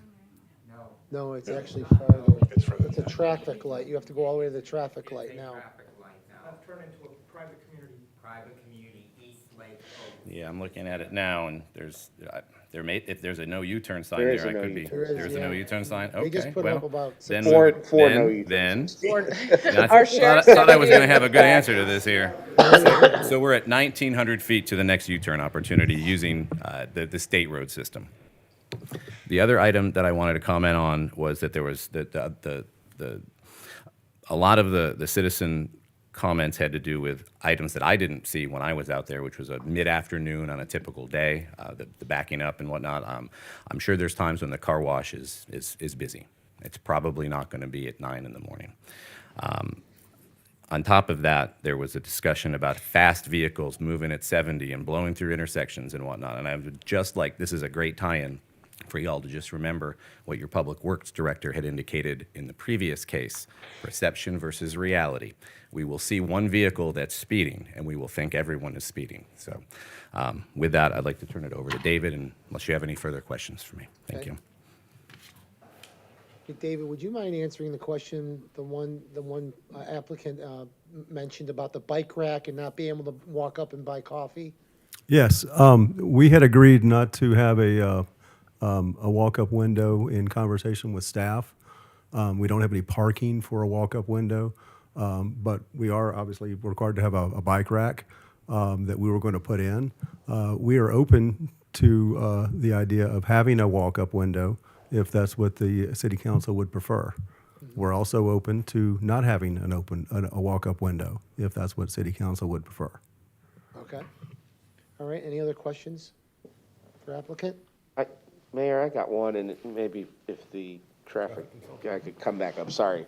Just as a point of clarity, when you were describing in your report with the trips, that's essentially average trips, right? So in the instances where there can be higher trips in at any given time, and I'm speaking specifically to the car wash right now because that's what's observable. Sure. That's where there can be these instances of traffic backed up either onto Pepper Tree and or Oakleaf. Is that correct? So the values I recited are average type values, correct? So any given day, we're not going to hit that value. Of course, there's some days that it might be lower, some days that it might be higher. So yes, that would be correct. Okay, thank you. All right. Yep, come on up. I'd like to make one more comment, and if I could use this thing real quick.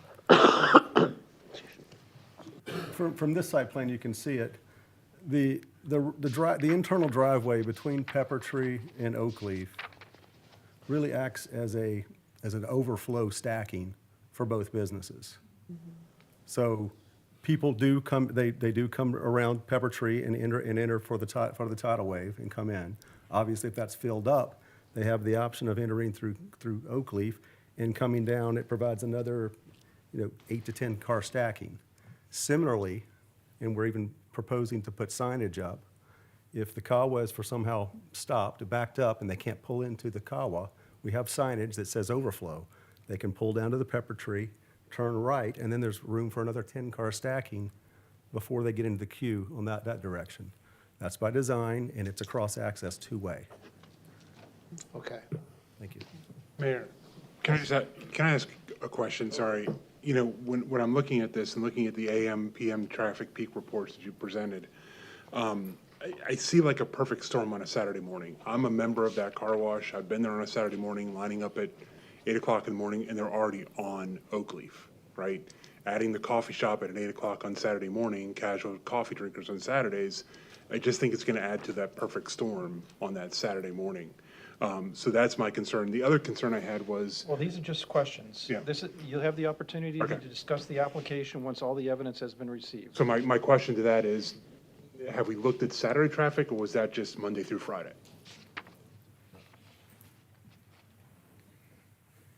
That information I presented was just for a typical weekday condition. It does not include Saturday or Sunday operations. Okay, thank you. All right, Councilmember Graver, any questions? No. All right, anything else, Tom? Now, unless city staff has anything that, Tatiana, did you have anything else that you wanted to say in closing? I think the bicycle parking was not addressed. So we've observed with tidal wave, there are a lot of teenagers that work over there as workers, and they don't have cars yet. So they actually the workers for those type of businesses, they ride their bikes to work. So that's why the bicycle parking is needed there. So you can be 16, I think, to work at a coffee shop, or maybe even younger, and park your ride your bike over there and park over there instead of using the car spot parking. So yes.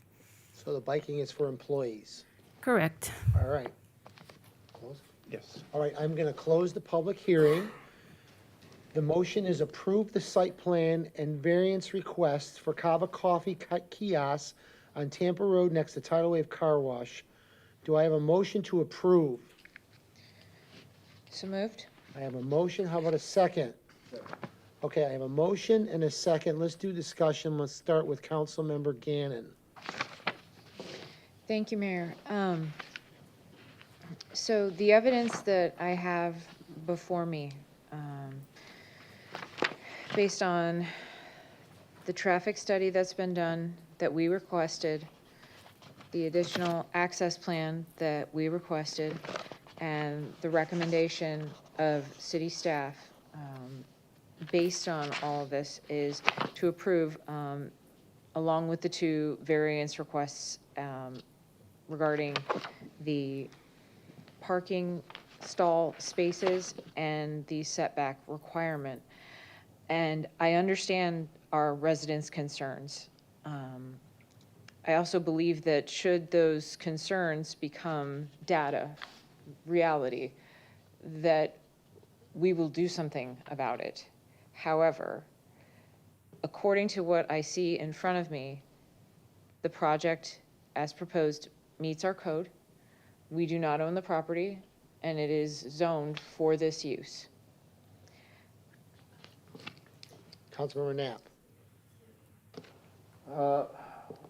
Well, you know, as far as the variance requests go, those are not atypical type variance requests that we see in other projects, whether it be along Tampa Road or anywhere else in the city, but specifically along the Tampa Road corridor. Those are common variance requests, so I don't see any issues with those.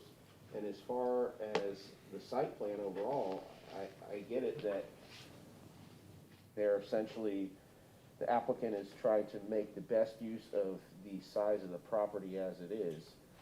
It certainly provides for some concern as far as, to the Vice Mayor's point about a Saturday morning, given that that was not included in any of the traffic information that was provided to us. Me personally, I mean, I go there as well, and I guess it's just a matter of timing and perception, as everybody here can relate to, that it's all dependent on when you're there and who may be backed up in the queue for the car wash. Personally, I would almost prefer to see that if we already anticipating that there could be issues of backing up from Oakleaf on the Tampa Road, that maybe there could be some consideration for forcing the traffic to already go on the Pepper Tree in order to go to Kawa. Now, I don't know if that's up for consideration now or just something to keep in mind for the future. You know, our Director of Public Works, I'm sure, can tackle that when the time is appropriate. But as Councilmember Gannon said, based on the evidence presented in front of us, everything meets what is required of our code. So I can't foresee any reason as to why I could vote not in favor of this. Okay, thank you. Vice Mayor? I agree with Councilmember Gannon and Knapp. Sorry, I completely blanked on your name for a second. I have my concerns, like I said, about Saturday mornings.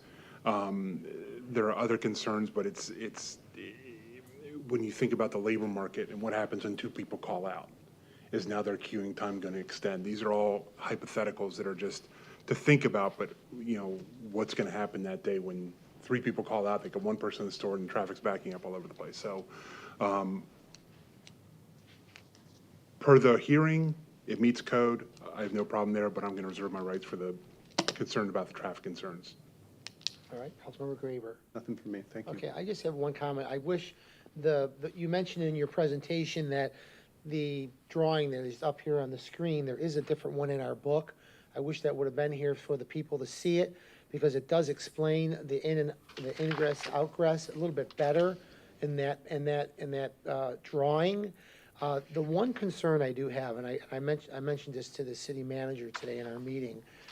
I was coming down, going north on Oakleaf, and I actually seen somebody come out of the car wash on the one-way road in the wrong lane, going to Tampa Road. and a person was making a left from Tampa Road onto Oakleaf and just laid on the horn.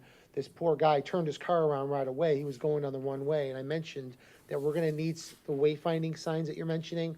We're gonna need to make sure that the people understand that that's two-way street. It goes south, and the west side goes south, and the east side goes north, because I don't think people realize that. So that's one thing that I'm concerned about. And as Councilmember Gannon said, we don't own that land. It's private property, and it meets our code, so I don't have a problem with that. And with that, yep, yes, Just make one other point. Yes. Just to make this a little bit more relatable based on the data that was provided in the report too, with their averages, and again, like we're saying, they're averages, right? There can be excesses, there can be maximums that can be hit with trips as well as their service rate, right? So just so we can all kind of wrap our head around it a little bit better, they, in the report, prescribed that the average arrival rate is 23 vehicles per hour. So that's a little less than every 3 minutes, right? Every 3 minutes, a car is pulling in to that location, right? Now, we know that there's gonna be instances where, in quick succession, there's gonna be a couple of vehicles coming in. And then the other one, excuse me, was the service rate, 40 vehicles per hour, so that's 1 cup of coffee or an order going out the window every 90 seconds, right? So if you think about that when you're going through a drive-through at other locations, those numbers start to jive and make sense for averages, right? And that's really all that they can work off of, right? They can't predict the worst case scenario. So I just wanted to kind of make that a little bit more relatable. no problem. Any other comments? All right, Leave thank it to the engineer to get analytical, Well, yeah. but you're good. I appreciate that. No, I really do. Do a roll call vote. Yep. Ann, roll call, please. Councilmember Graver, Yes. Vice Mayor Buckman, Yes. Councilmember Knapp, Yes. Councilmember Gannon, Yes. Mayor Saraki. Yes. Site plan and variance request for Cabo Coffee Kiosk on Tampa Road next to Tidal Wave Car Wash is approved with 5 votes for and 0 against.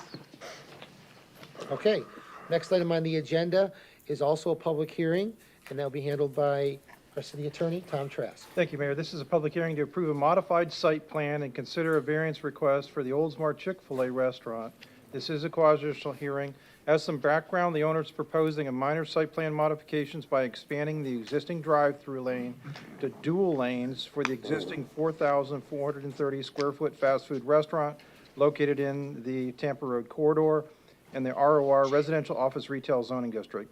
The updated plan includes new striping, traffic circulation, ordering kiosk, drive-through connections, and upgraded landscaping. The 2 variances requested include the reduction of the required number of parking spaces from 45 to 39, and the increase of the impervious surface ratio from a maximum of 0.70 to 0.80. Since this is a quasi-judicial hearing, I'm going to read the procedure again. This is a quasi-judicial proceeding where the city council acts in a quasi-judicial rather than a legislative capacity. At a quasi-judicial hearing, it is not the council's function to make law, but rather to apply law that has already been established.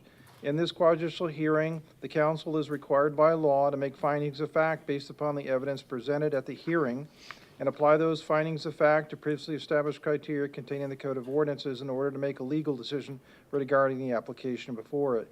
The council may only consider evidence at this hearing that the law considers competent, substantial, and relevant to the issues. If the competent, substantial, and relevant evidence at the hearing demonstrates that the applicant has met the criteria established in the Code of Ordinances, then the council is required by law to find in favor of the applicant. By the same token, if the competent, substantial, and relevant evidence at the hearing demonstrates the applicant has failed to meet the criteria established in the Code of Ordinances, then the council is required by law to find against the applicant. With that being said, are there any ex parte communications that the council wants to address? Any conflict of interest that need to be discussed? Nope.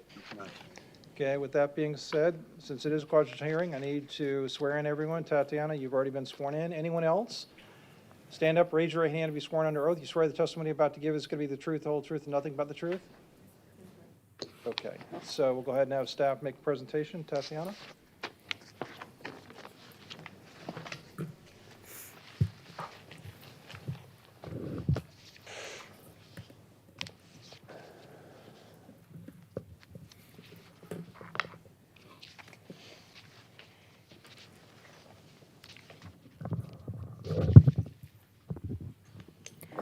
So this is case MA 2202 and variance 2205, minor site plan amendment and variance request for Oldsmar Chick-fil-A. Tatiana Childress, Planning and Development Director again. The site is located at 3740 Tampa Road and is part of the Olympia Plaza plat and Tampa Road corridor. The original plan was approved in 2002 and was developed with a 4,430 square foot drive-through restaurant. The site plan modifications require council approval because the project is located within the Tampa Road corridor. The zoning and land use designation, the site is in the ROR Residential Office Retail Zoning District and has ROR Residential Office Retail Land Use designation. Proposed site plan includes the removal of 17 parking spaces, new construction of the dual drive-through lanes, relocation of accessible parking spaces, enhanced landscaping along Tampa Road corridor, proposed landscaping in front of the dual drive-through lanes, and also proposed impervious surface area ratio of up to 0.8.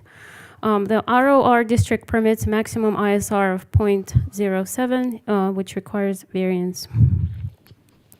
The variance request number one consists of a consideration to reduce the number of required parking spaces from 45 to 39. Just wanted to know the original site included 17. It's a removal of 17 parking spaces total because the original site included more than what was minimum required. The city code does not differentiate between different restaurant types, requiring 10 parking spaces per 1,000 square feet of building area.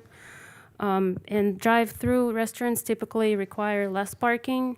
During COVID, this location changed the business type operation primarily to drive-through. And this is to just address the drive-through situation that's currently there. So the second variance is the consideration to allow a 10% increase in the impervious surface area from 0.7 to 0.8. The dual drive-through lanes are proposed for safety of the business operation to contain all vehicular queuing on site. Proposed plan includes enhanced landscaping buffers and additional planting materials. The width and the size of the existing landscape buffers remains unchanged, and only 3 of the existing landscape islands are proposed to be removed or modified as demonstrated on the plan. The impervious surface area ratio on the originally approved site plan was also slightly over 0.7, and so we're addressing this with this variance. Staff recommends approval of the minor amendments to the site plan, approval of the variance request to reduce the required parking spaces from 44 to 39, and approval of the variance request to allow an increase in impervious surface area ratio from 0.7 to 0.8. Thank you. And would you like to submit your report into evidence? Yes, please. Okay, any questions for Tatiana? Just Yes. one. Yes, Tatiana, can you go back to the slide that showed the color? Oop. Yes, that one.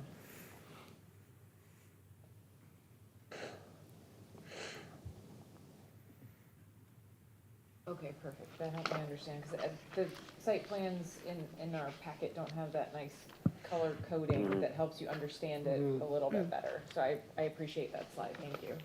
Any other questions? No. Okay, thank you. All right, so being no other questions, the applicant would like to step forward to make a presentation? I unfortunately did not have a presentation. You did a wonderful job, Tatiana. Thank you so much. Nancy Carreras with Interplan, 220 East Central Parkway, Altamont Springs, Florida, 32701. We are proposing a dual drive-through based on Chick-fil-A's business model that's just exceeded and expanded their actual use. So our purpose is to expand the drive-through via the 2 dual drive-throughs in the ordering queue, which is the face-to-face canopy. We are going to remove the existing face-to-face and including dual face-to-face, which is just a bigger, it's a flatter roof. It's more of an open concept with, are these going to have cooling fans inside? I think they're going to have cooling fans inside due to Florida's heat. This is just to alleviate traffic, and it's definitely protection for the employees and the clients under the elements. They're also going to be, the loss of parking is due to the parking layout that we're doing to increase the dual drive-through. This will be expanded through the dual drive-through queuing spaces. I didn't bring that with me, and I think we were queuing 39 to 40 cars on site. Not that it's gotten that bad yet, but everything is just to alleviate the traffic circulation on site at this moment. Wonderful. Questions? Questions? Councilmember Gannon? Yes, thank you. Hi, thank you for coming tonight. Quick question. So the spaces that are going to remain, will any of them be converted to the drive up and park concept where you drive up and put your space I'm in? sure the store operator at some point will do the mobile number queuing at this moment. I didn't discuss that with him, which ones he was going to select. I think it's more of an operational queuing system that he has. So at this time, I wouldn't know, but I'm sure he will do some mobile ordering. Yeah. And I'd like to say it's probably going to be at the back of the 3 parking spots behind the drive-through. That'll be the easiest way for them Right. to exit, yeah. Yeah, that's what I was thinking with people double queuing, because Yes. you'd have staff coming across and drivers, trying to go through the drive-through without seeing necessarily. And that's staff why we coming. kept, instead of it doing a dual fulfillment, we kept it to 2 lanes, 1, and then expanded the drive-through on the, I think it's east side of the building in order to accommodate the bypass lane. Okay, understood. Thank you. That helps me understand. Councilmember Knapp? Sure, a couple of questions. First, will the only entrance to the double drive-through lanes be at the northeast corner of the building? That is correct. Okay. That's to isolate traffic. All right, and then by the creation of these double drive-through lanes, other than obviously helping or trying to help with dealing with the amount of cars circling the building, will that also allow for increased throughput of the orders being received, or is I'm that sure. kind of Yes. basically more people can be taking be orders serviced out in the quicker. drive-through lanes versus the single now? Correct. Okay, thank you. Councilmember Graver? Nothing for me, thank you. Vice Mayor? Nothing, Mayor. So I have one question. Tell me. One. When are you gonna do it? On Sunday when you're closed? That place is always packed. So that is that, so for this scope, I think it's typically 3 to 4 weeks they will be closed. Just to accommodate, yeah. That's really? Yeah. Oh, yeah, you better Well, start telling people. I'll double check. I'm sure they'll plan on something for So it the, will for be the closed. customers. They will All right, close you for better some start, like time. she said, you better start telling people, because, I mean, I drive by there at night, it's packed. I know. And this is just gonna make it better. It's just gonna. Yeah, and the one thing I do want to mention, though, is it is important, I think it needs to be done, because even when I'm in line, people will like cut in front of you. It's all for safety. Yeah, I know, and it's just, you're right. Well, thank you so much. Thank Anything you. else? Public, I'll let the public speak. Anybody from the public would like to speak on this, for or against Chick-fil-A improvements? Okay, with that, anything else? I'm gonna close the public hearing, and I need a motion to approve. Moved. How about a second? Second. I have a motion and a second. Any other council discussion on this item? I Yes, just want to make Councilman- sure that the motion is to include the variance applications.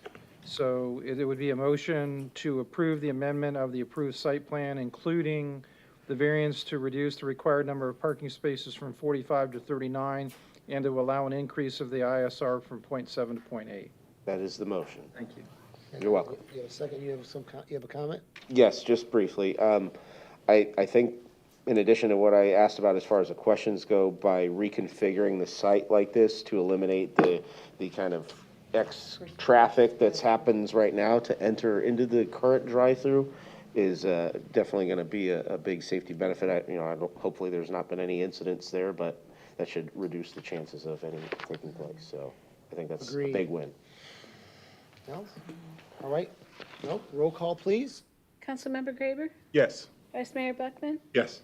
Councilmember Knapp? Yes. Councilmember Gannon? Mayor Saraki? Yes.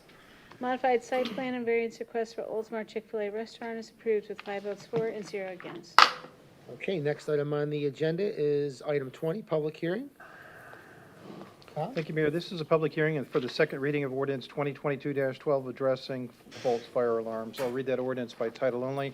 Ordinance 2022-12, an ordinance of the City of Oldsmar, Florida, creating Article 3, false fire alarms, and Article 4, reporting requirements to Chapter 30, fire prevention and protection of the Code of Ordinances of the City of Oldsmar to provide for definitions, restrictions, penalty, enforcement, appeal provisions with regard to false fire alarms, and reporting requirements for fire protection systems, providing for conflict, providing for severability, and providing for an effective date of this ordinance. This is the second final reading of ordinance 2022-12 by title only. It was first read on November 15th. It was approved. There have been no changes since that first reading. Thank you. This is a public hearing, so I will open up the public hearing. Would anybody like to speak for or against this item? With that, I'm going to close the public hearing. I need a motion to approve. Second? Second. Any discussion on this item? Roll call, please. Councilmember Graber? Yes. Vice Mayor Buckman? Yes. Councilmember Knapp? Yes. Councilmember Gannon? Yes. Mayor Suraki? Yes. Ordinance 2022-12 addressing false fire alarms is adopted with 5 votes for and 0 against. Thank you very much. Next item on the agenda is item 21, and that is also a public hearing. So item number 21 is public hearing for the first reading of ordinance 2023-01, amending the Code of Ordinance to provide that golf cart operators be at least 16 years of age. The background on this is that on November 15, 2022, City Council authorized me to draft an ordinance amending the Code of Ordinances to provide for golf cart operators to be at least 16 years of age.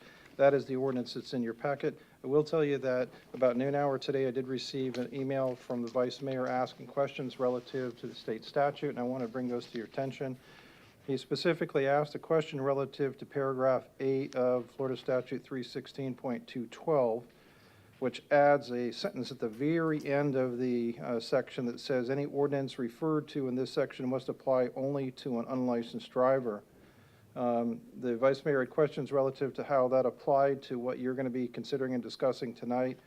I did do a search late this afternoon to see whether or not that there was any statutory direction I could get other than that sentence, or if there was any case law that would be helpful in determining what that sentence meant. There is absolutely no case law with regard to what that means. And so I would dig a little bit further, and I did find an Attorney General opinion, and I wanted to bring it to your attention.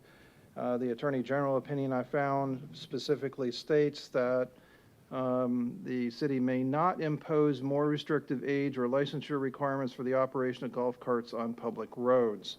That being the Attorney General opinion, although we don't rely upon it for any specific precedent value, I think that it's important to note that at least the Attorney General has opined on it. And based upon that opinion, is my recommendation that we not move forward with this, that we leave the ordinance exactly the way it is because of that old AGO opinion. There have been no changes to that since that AGO opinion has come out. So it's my recommendation to you tonight, even after we've had this discussion, based upon the questions of the Vice Mayor relative to that state statute, that last sentence, that I believe that it's appropriate to not move forward with this, leave your code the way it is, not address the 16 years of age issue, and table the motion to approve, this particular ordinance. The other option for you is to move forward and approve it and see whether or not that there is any challenge sometime later, thinking that, whoever is going to challenge it would rely upon that AGO opinion. So I know it's a change from the last meeting we had, but, this was what the research developed into this afternoon. So I'm going to go ahead and read the ordinance by title only and then make a decision whether or not you want to move forward and table it or approve it. Ordinance 2023-01, an ordinance of the City of Oldsmar, Florida, amending section 66-100 and 66-105 of Article 4, use of golf carts on city streets, of Chapter 66 of the Code of Ordinances of the City of Oldsmar to provide that golf cart operators be at least 16 years of age, providing for conflict, providing for severability, and providing an effective date of this ordinance. I'm sorry, I'd be happy to answer your question. Thank you, Tom. I just had a quick question. What is the date of the AGO opinion and the effective date of the statute? So the statute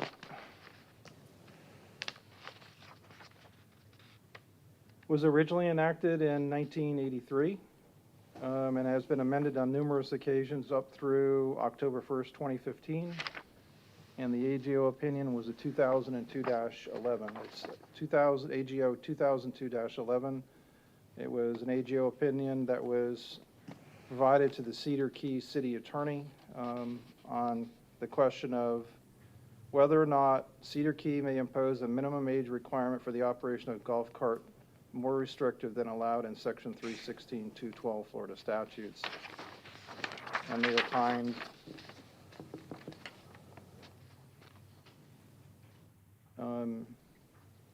Section 316.212 generally prohibits the operation of golf carts upon public roads and streets, except that upon those designated by a county or city for use by golf carts.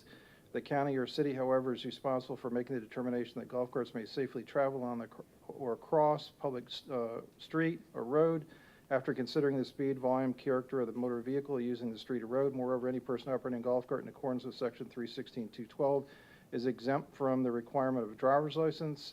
The legislature, however, has prohibited the operation of a golf cart on public roads or streets by any person under the age of 14.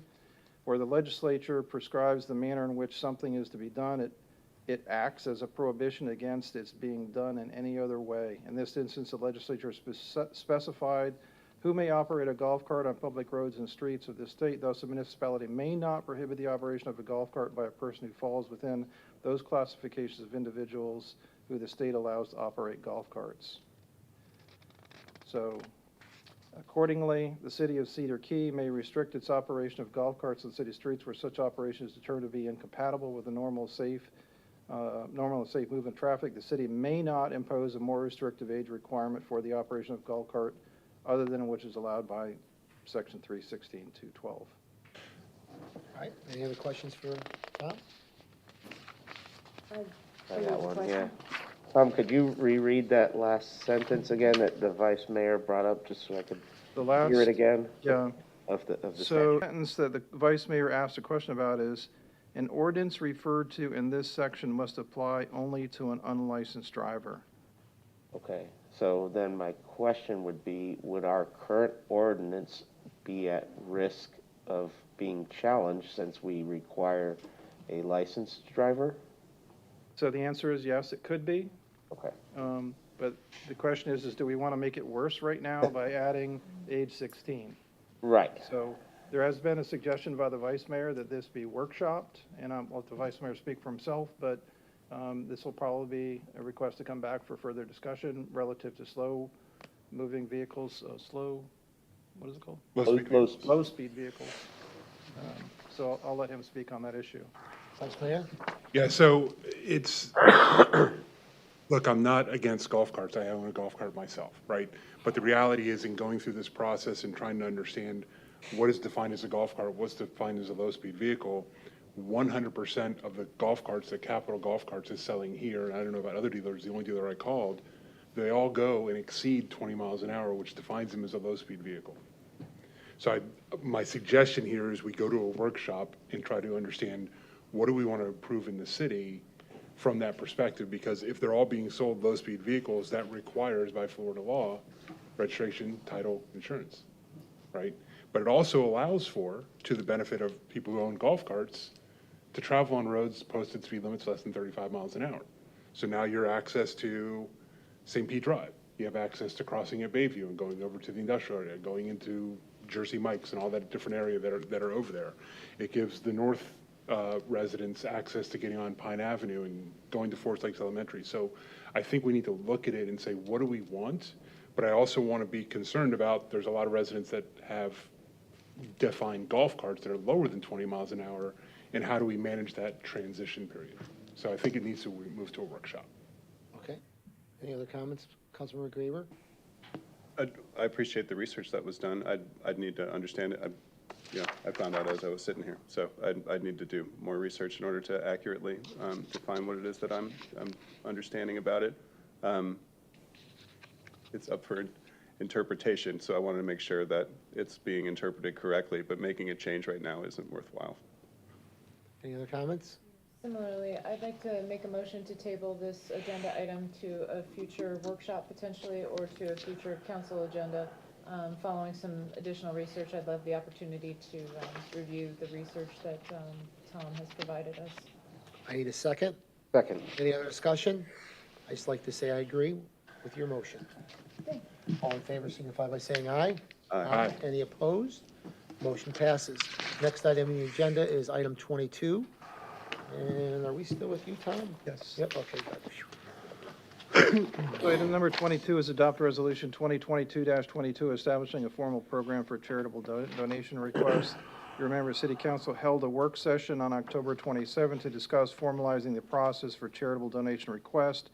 The attached resolution exhibits are a result of direction from council. City staff made a few changes to the example resolution the council reviewed. Those changes are charitable organizations are required to be registered with the Florida Department of Agriculture and Consumer Service in order for their application for funding to be considered. Organizations with approved applications are to obtain permission from the city clerk prior to using the city seal. Organizations receiving previous funding from the city are required to submit a report on the value provided to Oldsmar taxpayers. The city manager will determine the public purpose, and the city clerk will advise if monies are in the budget. After the adoption of this resolution, if it is adopted, the city clerk will forward all forms to organizations receiving monies in the current year. I'll read the resolution by title only. Resolution 2022-22, a resolution of the City of Oldsmar, Florida, establishing a comprehensive policy governing charitable donations made by the City of Oldsmar and providing for an effective date hereof. That was a reading of Resolution 2022-22 by title only. Thank you. We've talked about this quite often and quite a bit. I need a motion to approve. So moved. Second? Second. Any other discussion by anybody? Kate, Councilmember Gannon? Thank you, Mayor. Tom, are you aware of whether or not there's a cost to registering with FDACS? I don't know the answer to that question. Ann, do you know? She was looking Right, at that. so that could be like $10, and the cost can also get waived. It is not that much. Okay, yeah, I just wanted to make sure that it wasn't like creating a cost barrier, because of course it says in our form on page 443, charitable organizations not registered with FDACS for solicitation of contributions will automatically be denied. So I was like, wait, are we making people? They're required by Florida statute if they're asking for donations to be registered.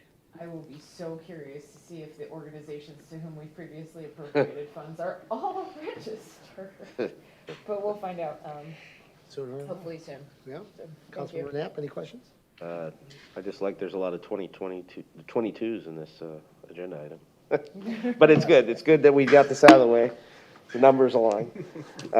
But it's good that we have a process in place now. I think just in general, I see a lot of that happening and all sorts of issues that we've been facing as a council up here. So it's just another win. Nothing? Vice Mayor? No, you're right. I agree. I feel so good about this whole application process. Since I got on council, it's been more, go. It's going, money's been going everywhere. This is great. This is gonna help us understand where our money's going. With that, I have a motion and a second. All in favor signify by saying aye. Aye. Aye. Any opposed? Motion passes. Next item on the agenda is our city manager. Item number 23, legislative update and approve the FY 23-24 State of Florida legislation appropriations requests. Since January of 2018, the city has procured consulting and government relations services before the Florida executive and legislative branches and other entities on issues related to infrastructure and other funding needs. R.J. Myers from Shoemaker Advisors Florida LLC will provide a brief update for the upcoming legislative session. In addition, this year, R.J. and I present 2 projects for funding consideration. The Country Club AC Water Main Replacement Project and the roundabout at St. Petersburg Drive and Bayview Boulevard. Funding requests are generally more successful if the proposed project is near or in construction. Both of these projects are currently scheduled within the city's capital improvement program. The first project is the Country Club Asbestos Cement Water Main Replacement Project. The request is for $1.5 million.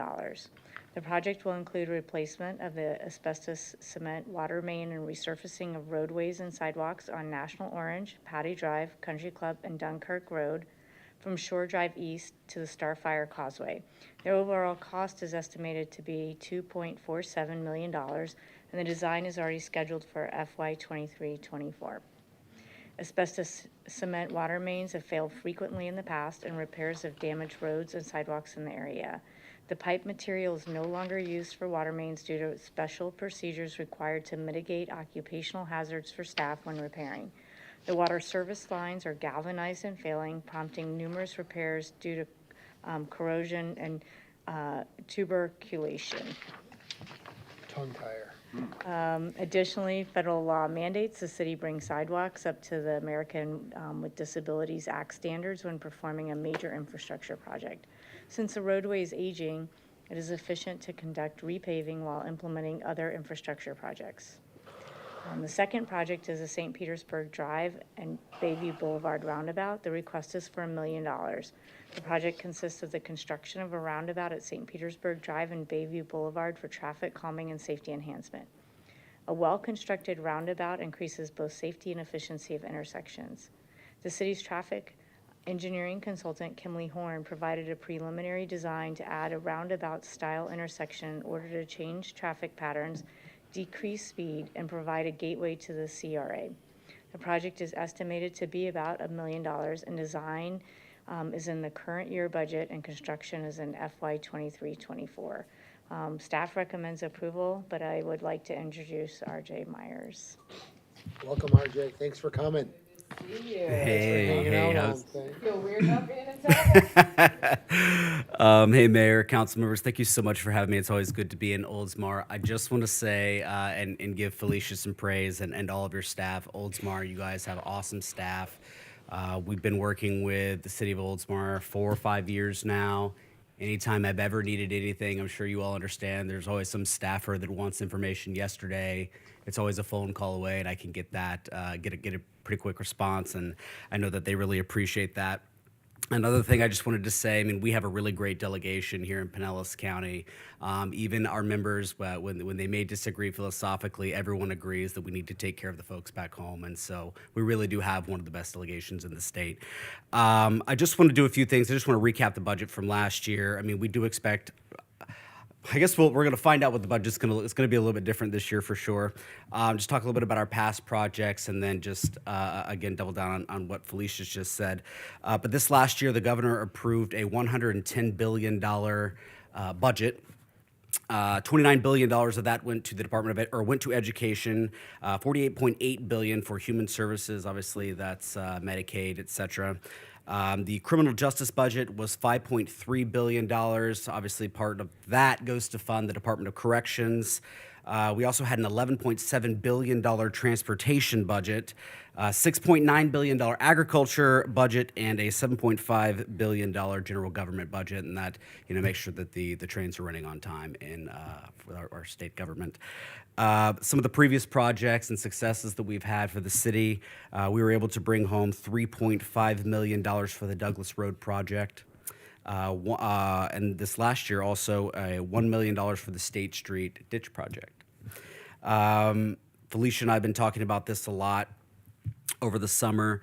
The legislature is going to continue to prioritize resiliency and hardening projects, certainly after the hurricanes this summer.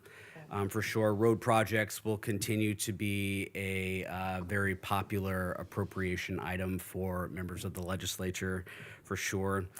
So with that said, Felicia and I have discussed what would be best to go forward this next year, and to kind of pursue something in the hardening, and also like the road project lane, the Country Club water main replacement project, and also the roundabout at St. Petersburg Drive and Bayview. And that's really all I've got right now. If anyone has any questions, I'd be happy to answer them. All right, any questions?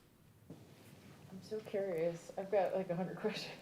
It's okay. I'm not going to ask them all, just a couple. Pepper 'em. In the new members of the Pinellas County area kind of delegation, I know we're kind of crisscrossing into different lines, so like Sure. Representative Anderson, we've got Kim Burfield now, we've got a whole group of different folks. Do you get the sense that transportation or infrastructure-related projects are also their priorities, or are we unique? Is everybody asking for the same thing? I think that everyone's got a road project. Every member has a road project. We're also very fortunate this next year, Senator Hooper is going to be the transportation chair in the Senate. So that's very good. And I know he cares a lot about the city of Oldsmar, so. Yes, he does. That is great. I'm curious, how do you, when you're having these various conversations, because obviously you've been quite successful at it, how do you position Oldsmar as different from one region to the next when you're making these asks, when you're trying to support these asks? I think a lot of that is just, I mean, there's a lot of them things. I mean, it's relationships that we have with staff. I mean, I think that we've had some pretty good relationships with our delegation, the members that have overlapped with Oldsmar for years now. And we want to prioritize projects that we know folks can get behind, the members of the delegation can get behind, and that, because at the end of the day, I mean, I can go in and make the ask to a budget chairman or a chairperson, and the member has to ultimately say, this is my project, and so we've had some Representative Coster, Representative Grant, they were great, and obviously Senator Hooper's been good to us. And so hopefully we plan on having a continuing that relationship with Representative Anderson. So Thank you so much for all of your hard work. Of course, yeah. Appreciate you. Councilmember Knapp, any questions? No, thanks for coming. It's nice to meet you. Yep, thanks for coming, absolutely. Thanks for coming out. Yeah, I guess one quick thing, since we put you on board for the city of Oldsmar, I have to tell you that I come to Tallahassee, you're always welcoming, but one thing I really want to mention is, from day one, you have always brought our city as number one in your heart, and I've watched you. I've watched you work in Tallahassee and what you do for us. There was a couple times we were in a meeting that you grabbed me in, you took me in, and you're an advocate for our city, and I just want to say thank you. You really are. Yeah. And it shows. And I love the idea of having these legislative priorities here right in front of us for council to see, so that we know exactly what we want. So when I go to Tallahassee, when I meet with Ed, this is what I'm talking about right here. This is what I want, money.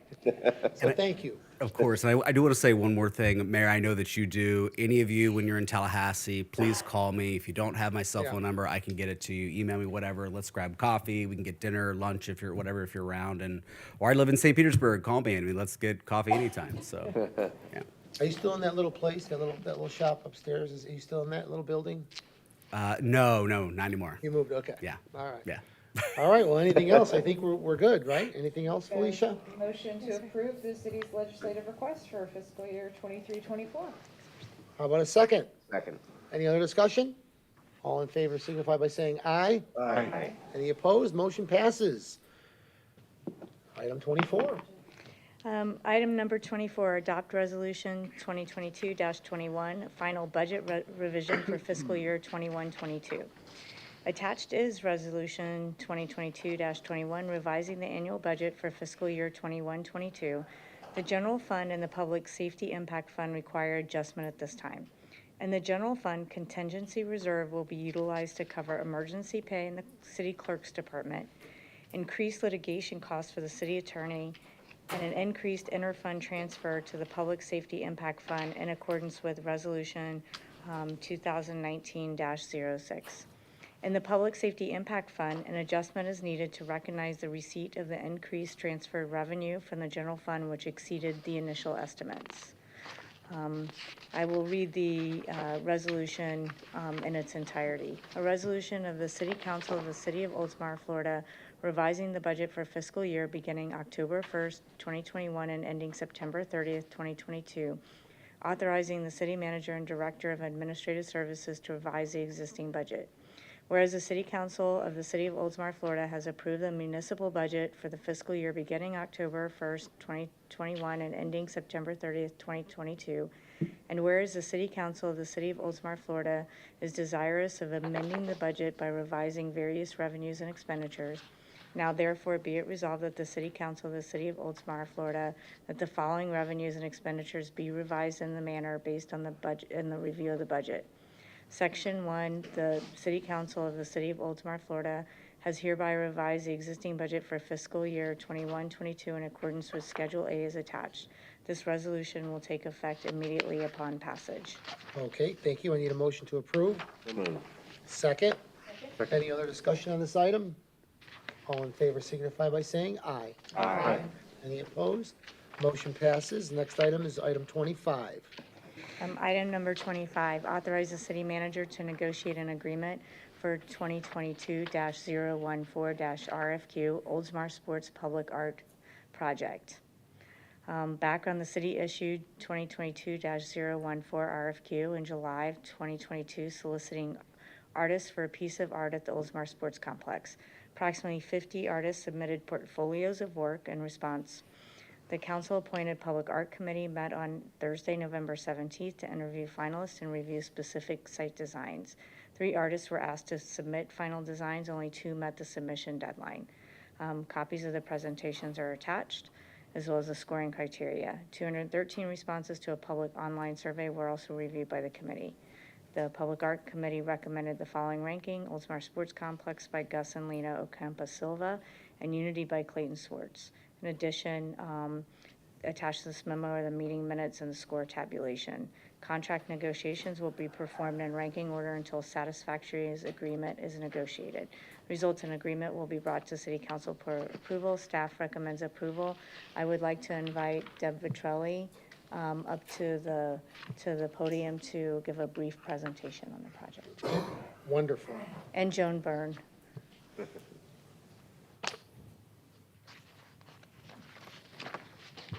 Good evening, council, mayor. Good evening. Waiting on Wes. Deb Vitrelli, communications and marketing administrator. I'd like to introduce Joan Byrne, our arts coordinator.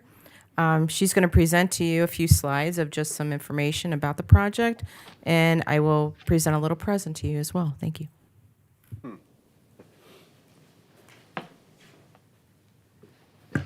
Well, this is colorful. This will wake you up at this time of day, and I think it's a fairly non-controversial decision. We had a lot of great community input.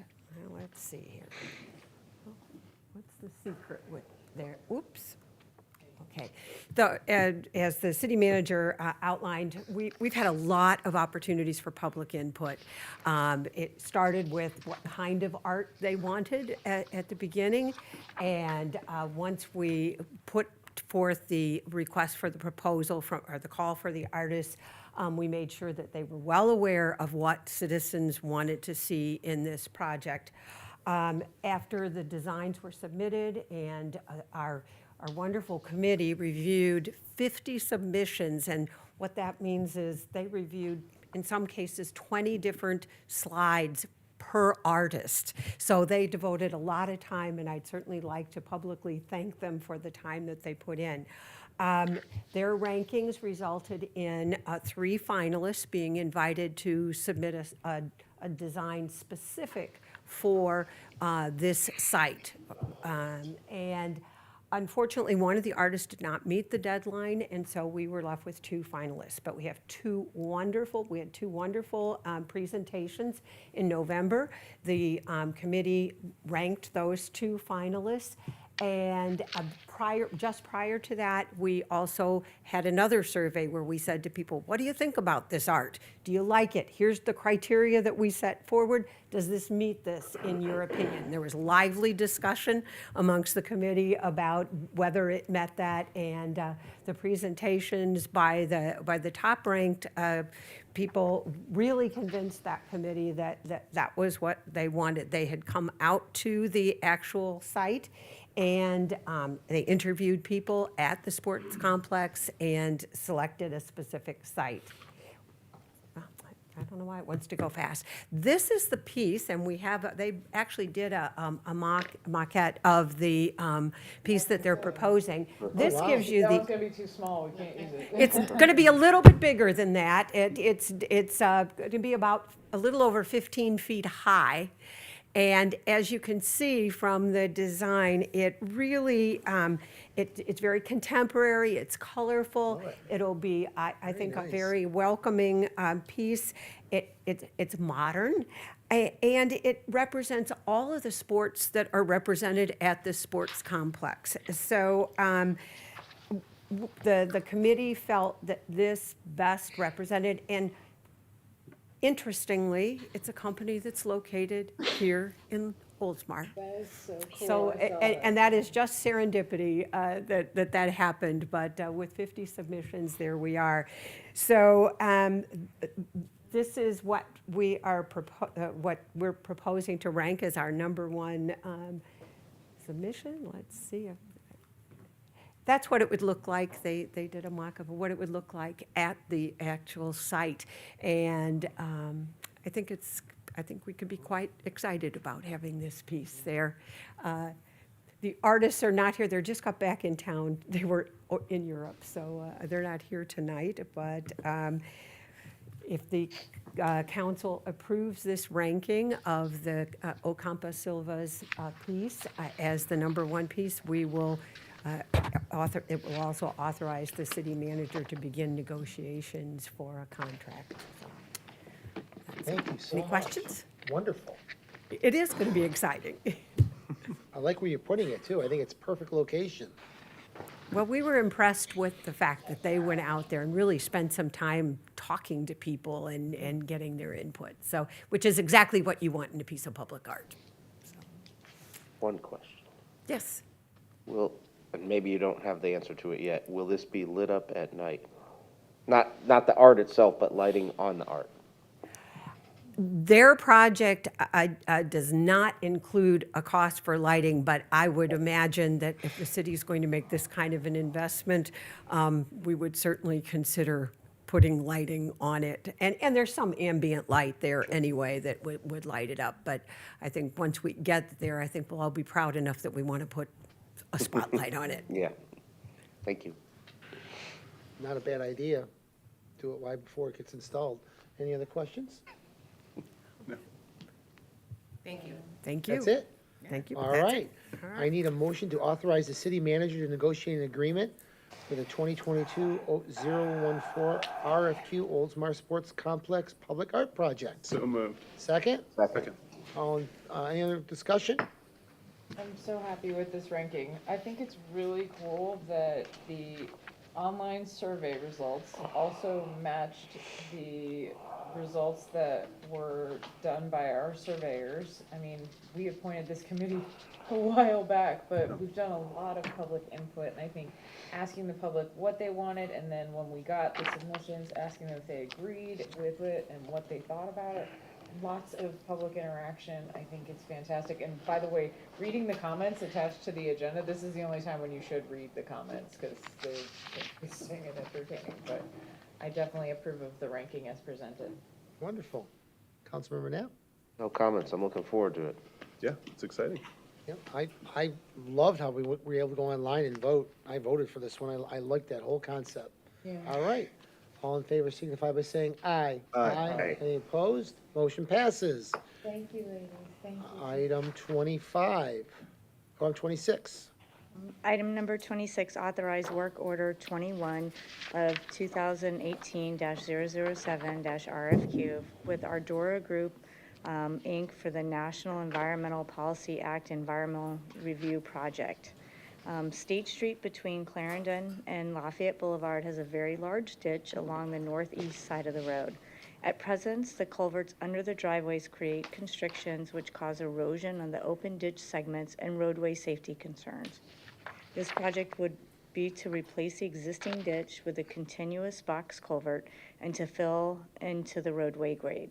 The project would improve the safety of the street, decrease erosion and maintenance costs, and improve the quality of place for State Street. Currently, the city has budgeted the design in fiscal year 23-24 and construction in fiscal year 24-25 for this project. The city recently received notification of $1 million state grant appropriation administered through the Florida Department of Environmental Protection and a $1.6 million federal grant award administered by the Department of Housing and Urban Development. Before receiving the federal grant, the city is required to complete an environmental review, which meets the requirements of the National Environmental Policy Act. Under this work order, Ardura Group, Inc. will complete all necessary environmental science and engineering reporting in order to be eligible to receive the federal funds. Staff recommends approval. Fantastic. All right, I need a motion to approve. Second? Second. How about discussion? Councilmember Graver? Oh, Motion maker? Oh, I'm just grateful we've got some grants going into this project. it's wonderful. And I mean, I walked that area from Clarendon to Lafayette, and the road is literally starting to slope down into the ditch. It's kind of scary. This is long overdue. I know those residents will appreciate it. Everybody who walks those sidewalks to the Christian school there will appreciate it. This will greatly improve the sense of place along State Street there. Absolutely. Councilmember Knapp, anything? No. Anybody else? No, completely agree. All right, This is great. I agree. All right, let's get it done. All in favor signify by saying aye. Aye. Any opposed? Motion passes. Item 27. Authorize the city attorney to draft a resolution adopting a community engagement policy. Following the city council discussion at the October 29th work session, I propose the attached community engagement policy for council consideration.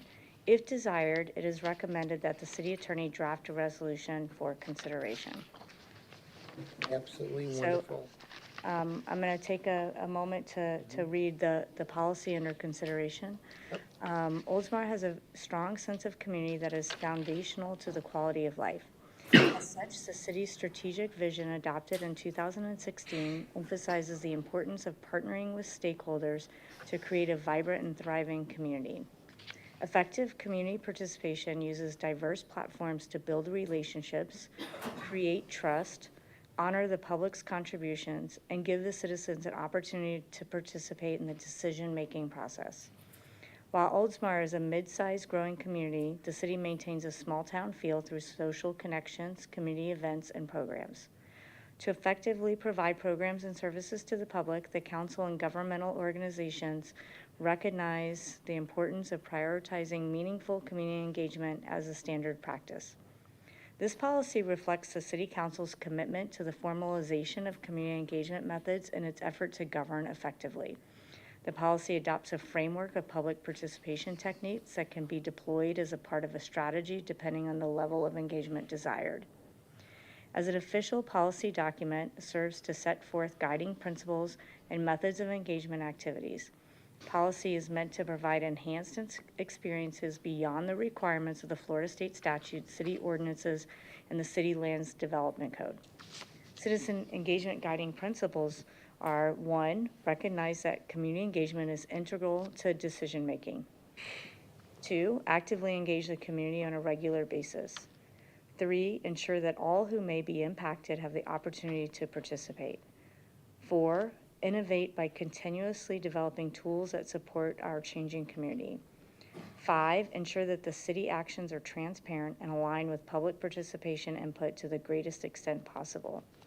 By way of this policy, the International Association for Public Participation, the IAP2 Spectrum of Public Participation, which is attached, will serve as a guide for the community engagement. The spectrum has been designed to assist with the selection of the level of participation that defines the public's role in any community engagement process. To further enact the policy, the following procedures will ensue. 1, the spectrum will be available at council meetings as a reference tool when discussing projects and programs deemed appropriate by the city manager for community engagement.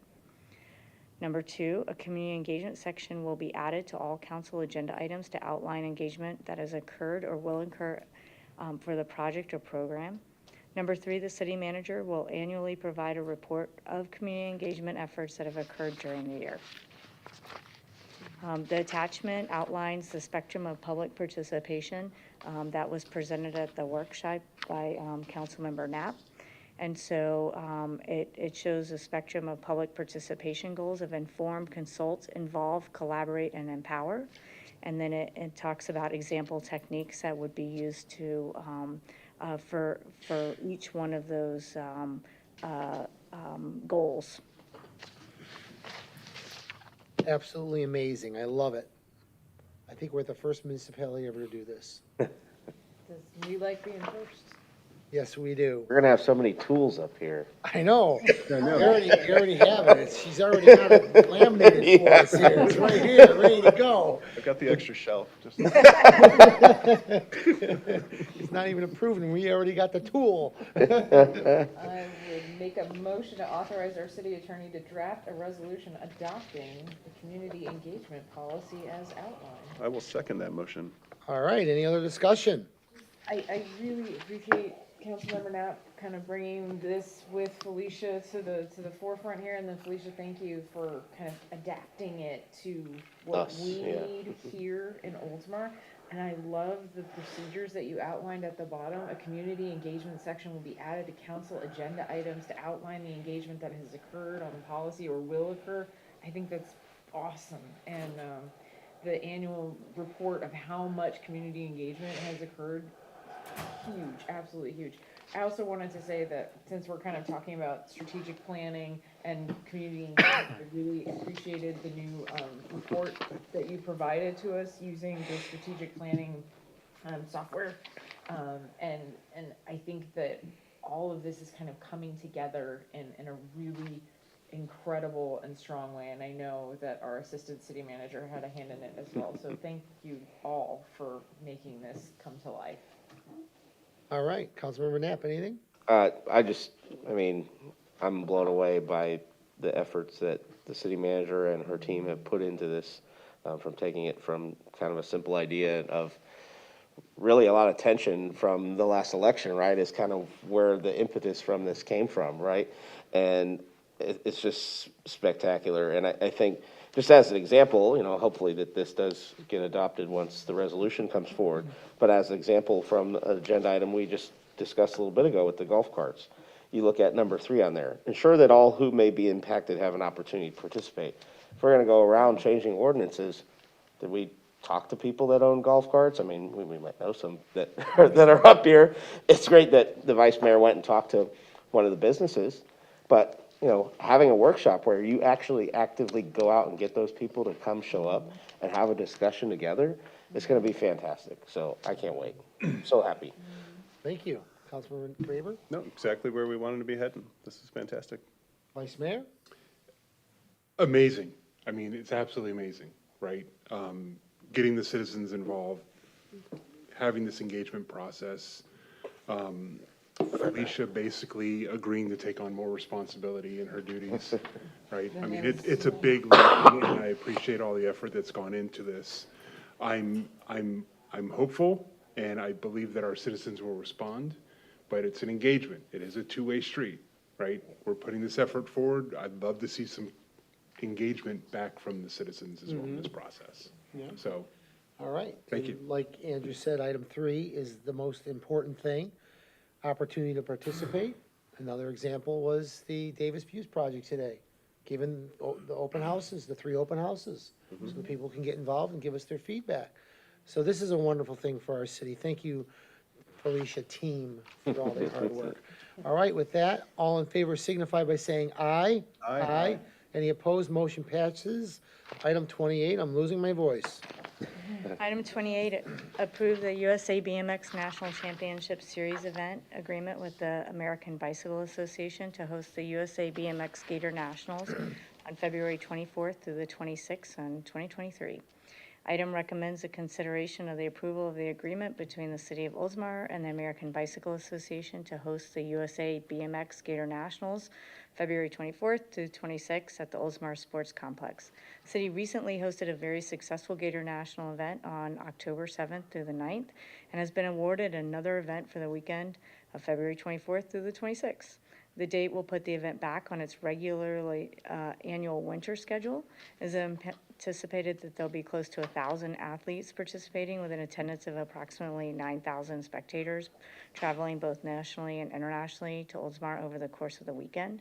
The agreement has been reviewed by the city attorney. Staff recommends approval. The expenses are estimated to be at $24,000 for portable toilets, EMS services, security, and shuttle service, and revenues are expected to be about $18,000 for parking, sponsors, and track rental. Sufficient unencumbered appropriations are available in the general fund, Oldsmar Sports Complex budget to cover the anticipated expenses for this event. All right, thank you. I need a motion to approve. So moved. I have a second. Second? All right. Any other discussion? Welcome back. Welcome Yep. back. Time to ride. The last one was a great event. I'm so excited. Going down the hill again? No, Andrew, not allowed. You're not allowed up there. Banned. Banned for the weekend. Yeah. He's gonna air tag me and keep me out of the park all weekend. Yeah. I'm just glad you didn't break your arm. You can wave from the street. I think you were so mad at me because you thought I cheated. Well, you got a fair start. All right. Thank you. All in favor signify by saying aye. Aye. Any opposed? Motion passes. Next item is 29. 29, I received notification this afternoon that Operations Jack Village would like to withdraw their application. They will not be proceeding with the event. Okay. So we'll wait for them to come back to us. Item 30. Item number 30, approve the special event application fee waiver request for Oldsmar Friends of the Arts fundraiser to be held on Tuesday, February 21st, 2023.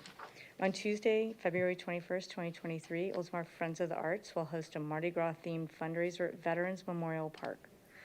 Oldsmar Friends of the Arts is a valued nonprofit organization that's provided support to Opal Theater and other performing arts programs in Oldsmar. As a nonprofit, they rely on fundraising events to further their efforts to support the performing arts. This item requests a waiver of fees in the amount of $560. In accordance with the City of Oldsmar Special Event Guide, the above organization requests the city waive the fees associated with the event. All external costs will be the responsibility of the event organizer as outlined within the application. It is anticipated the event will have close to 200 guests and volunteers. I think it's important to note, and not in the item, that the relocation to Veterans Park is at my request because of the property that they held it last year is part of the Devon Rushnell property.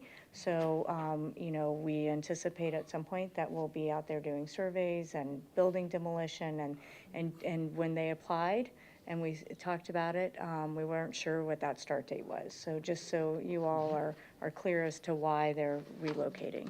And a copy of the application is attached for review that staff recommends approval. Okay, I need a motion to approve. Move. Second. Second. Any other discussion? Actually, I think it's smart to move it to Veterans Park. I remember I had heels on and I was a little bit sinking in the grass there. Because we had a meeting that night, right? Yeah, we had a did. meeting because that we had to go night. after. The Yeah. first night they had it. I It was mean, cold. it was very cold that night. Yeah, it was really cold. We'll have a And it might meeting be that cold- night It too. might be cold again, but just another place to try out. Maybe the bricks will serve as a better location for the tables and for the dancing and stuff as opposed to the grass. So we'll see. But I'm glad they're having it again. Looking forward to it. All right, all in favor signify by saying aye. Aye. Oh, did you want? Real quick, Oh, I'm Mayor, sorry. because I forgot, I was not on council at the time, but I did attend this event. Is February 21st a current meeting for us? Same night? Should be. Yeah, 7/14/21. Okay, Be the third Tuesday. just curious, thank you. And it is actually Fat Tuesday that day. It's the actual Mardi Gras that day. Oh, it is. Well, I I think that's last time why- it wasn't actually Mardi I Gras. was a little off. Was it? Okay. Yeah, I can't remember. All right, I believe everybody said aye. Any opposed? You got somewhere to be? Moving on. What's the rush? All Yes, right, aye. motion passes. Item 31. Approve the special event application fee waiver request for the Upper Tampa Bay Chamber of Commerce's second Friday events to be held on January 13th, February 10th, March 10th, April 14th, and May 12th of 2023. The Upper Tampa Bay Chamber of Commerce proposes to continue its successful series of downtown festivals throughout the winter and spring of 2023. These festivals have brought numerous people to downtown by promoting Oldsmar businesses and local vendors along State Street and the open field adjacent to City Hall.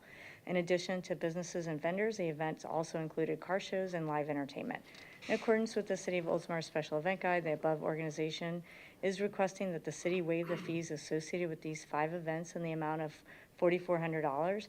All external costs and taxes will be the event organizer's responsibility as outlined in the application. A copy of the application is attached for review. Staff recommends approval. All right, I need a motion to approve. So moved. Second? Second. Any other discussion? Just This Friday. Jason's been very patiently waiting. Is that what you're waiting for? I wasn't actually, You know, I gotta tell you, I have to tell you, the last second Friday I went to, you know, we were there with that super monster truck. I don't know how tall that was. It was great. It was the second Fridays have really taken off. I really enjoy them. I hope they're serving you well. I think they are. I really enjoy them. This Friday. Yeah, I really do. When is it? This Friday. This Friday. Yeah, okay. All right, I have a motion. Here to this Friday. Any other discussion? We're losing it. It might be Friday. Actually gonna be judge. Sure, who wants to be judge? I'm out of town. Yeah. I have to look at my calendar. I don't know what I'm doing Friday. Who hasn't judged yet since the return of Second Friday? I have judged. I haven't, but I won't be. I judged last time. I have not. Can you judge? I believe that could be arranged. I will speak to the grandmothers that be. Take the kids and let them run around. You don't have toddlers, do you? Yeah. It's a little more I can complicated than that. sympathize. We can figure it out. All right, we'll definitely get back with you, okay? Either way. I don't know. what That's I'm why doing you were here. Thanks, Jason. Good to see you. All right, all in favor of the second Friday, say aye. Aye. Any opposed? Motion passes. All right, next item on the agenda is City Clerk Ann Nixon. Item 32, consider definition of actual and necessary expenses incurred in the performance of council member duties. Section 3.04 in the city's code of ordinances specifies the following regarding council member compensation. Members of the council shall also receive their actual and necessary expenses incurred in the performance of their duties of office. Current practice is for council members to be reimbursed upon request for expenses related to overnight functions. As council increasingly becomes more active in Pinellas County and neighboring counties, travel as day trips has become more frequent. Staff requests council consider and advise on the following questions. 1. Should council members be reimbursed for mileage related to day trips? A draft form is attached for consideration. 2. If council members are allowed such reimbursement, should it be limited to travel outside the city limits? And 3, are there other expenses which should be considered that are not currently reimbursed? All right, I think that we need to discuss this. I don't think it's ready for a motion yet. Does anybody want to start? Yes. Make a motion to table this agenda item for a workshop. So the reason that I want to make this motion is because I feel like I need the data, like what does our travel data look like? What does our reimbursement data look like? What kind of numbers are we talking about here? And I think we need to kind of look at the charter and see, because when I look at the charter, we have one job. The city council shall pass ordinances, adopt resolutions, and appoint the charter officials and exercise the powers as hereinafter provided. Does everyone agree with the workshop? Is responsible for the electorate for the proper conduct of all municipal operations. So to me, it's like really limited, what's necessary and proper. Perhaps there's some guidance we could seek from other cities to see what their practices are. Not that what they do is right for us, but I feel like I needed some more data on this. So I was hoping that we could do a workshop on this. I agree. Anybody else have any comments on that? Let's, I'll second Katie's motion. Yeah. Or did you already second? I didn't second it, no, but. Okay, just, so we could put it on the floor for discussion. I just wanted to second the motion. Do you want a second? Okay. I got a second. You want anything, Vice Mayor? You want to say anything? Well, just discussion-wise, forgive me, Vice Mayor. Over there. She made a motion. Right. Second. Second. Any other You have further- discussion you'd like to include right now? That was my discussion. Okay. I'm sorry. That's what I thought. I'm sorry. That's what I thought. Discussion in the form of a motion? It's getting late. I made my discussion in the form of a motion. I apologize. There was hand signals attempting to direct where it was we thought Can we we should open go. our gifts yet, Ann? It's No, time. no, she said at the conclusion. I should say that I am willing to withdraw my motion if y'all are ready to consider this now. No. I don't even know where it came It's from. late. So Andrew, would you like to say anything? Do you have any comments, discussion? I'm in favor of a workshop. Okay. Vice Mayor, Favor of workshop. Councilmember Graber. You know what, I think we should vote, no, I'm in favor of a workshop. I definitely feel it should be a workshop because I have no idea where this came from, but I believe that it might be something we want to talk about. So yes, okay, well, workshop, all in favor signify by saying aye. Aye. Any opposed? Motion passes. Can I add like a little baby? Sure, of course. Maybe we can look at like the overall travel policy too and make it more than just the mileage, right? Like, let's talk about all of the reimbursement, if we're gonna talk about this sentence. Well, the thing I'm just gonna mention this to you guys, because I think I personally do the most travel within Pinellas County for the entire council. I've been doing that for quite a few years. So when I look at this, I look at it as, okay, I mentioned this to Felicia today in my meeting. I said, I go to PSTA, so what is that?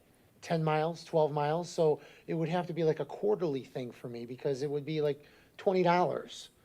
By the time I figure all the miles out, you know, when I go to Orlando, it's like $40, $43, so Yeah, I think we bring this to the workshop. yeah, so it's not gonna, At the same time though, is PSTA the Necessary. actual and necessary expenses incurred in the performance of their duties of office. right. So it's like, yeah, I feel like let's talk about the whole thing. not All just- right, sounds Yep. great. Workshop it is.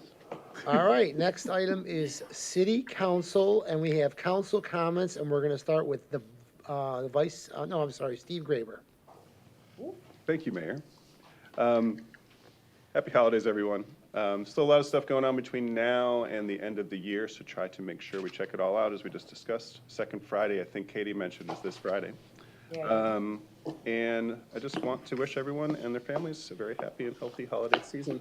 That's all I had, Mayor. Thank you. All right, fantastic. And then we've got Councilmember Gannon. Thank you, Mayor. I really enjoyed the Winter Wonderland. I mean, just fantastic. I feel like this is one of those times of the year that the Leisure Services team and all of our volunteers and Karen Beal like really shine and really execute.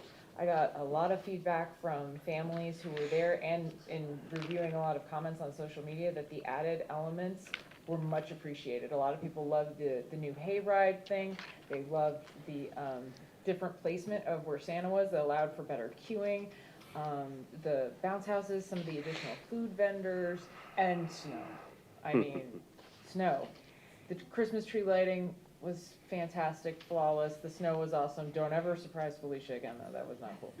But, you know, I wanted to thank them because I know our citizens really appreciate that at this time of year. I also wanted to give a very special thank you to our mayor for reasons known to him and to Santa, for his additional efforts at this time of the year. Thank you. As well as Mrs. Saraki for her additional efforts known to her and Mrs. Claus that really bring a lot of smiles to people's faces. Hoping to see you on, maybe your friends on Saturday at Breakfast with Santa. But again, the volunteers really make those events. Those kids out there making the reindeer food, man, oatmeal and glitter all night. I don't even want to know what it's like. God bless them. I'm just so happy for them. I think this meeting was absolutely long first, but also incredibly packed with a lot of informative and good news and a lot of great stuff on the horizon. I'm so excited about the transportation safety related news, just a lot of good stuff, the engagement with GAI, the funds coming our way for some of the projects, our legislative asks, just fantastic agenda. I know it was thick, but I appreciate you. So wishing everybody a very happy holiday. Thank you guys. Thank you, Councilmember. Next on the agenda is Vice Mayor Buckman. Thank you, Mayor. I'm going to keep it quick and short in the interest of time. First of all, Felicia, staff, everybody, the new monthly reports were amazing. I thought that seeing those and reading through those, Felicia asked me if I'd saw them this morning. I had not read them as of yet, but I read them this afternoon, and I thought it was amazing. Winter Wonderland was amazing. Chip and your team did a great job. I know we had a conversation out there about next year. I'm starting my journey with Ford Pinellas. I'm meeting with Mr. Blanton Thursday, members of the staff here on Friday. So I'll bring back reporting on that as time goes on, and happy holidays. Wonderful. Councilmember Knapp. Thank you, Mayor. Just a couple things. As I mentioned before, I'll be out of town, so I hope everybody has fun with tree lighting, golf cart parade, all the fun stuff that'll be going on this weekend. I wanted to specifically, he already left, but call out Public Works Director Daniel Simpson because as you all probably saw in the emails recently with a specific issue as it relates to turf with a resident, not only was he very thorough, kind of give a quick response, hey, I acknowledge your response, I'll get back to you with more information. Then he did, but then he went above and beyond that and starting to embody this engaging the community by encouraging that citizen to say, hey, stay involved, don't feel defeated, keep coming back, and we promise we'll work towards a solution. So I thought that was fantastic. And again, happy holidays. Hope everybody has a great time with their families. If they're traveling anywhere, have a great new year, and we'll see you in January. Thank you. I just have a couple items. Christmas Wonderland was, I think, the best I've ever seen since I've lived here in Oldsmar. I believe it was the record crowd, the slide, the bounce house, the hayride, the choir on the stage. It was just a wonderful event for our city, and I can't thank staff enough for all your hard work. I really am grateful that I live in such a wonderful city. I really mean that. And then I want to thank a shout out, Jason, you're still here. The mayor's breakfast, I thought it was wonderful. I thought the chamber did a fantastic job with that. I've got some ideas for next year that I want to work with you on. But I thought it was fantastic, and I want to thank the council members who came out. It means a lot to me that you were there for the mayor. And thank you for all your hard work in the chamber, what you did for the mayor's breakfast, because I thought it was a great event.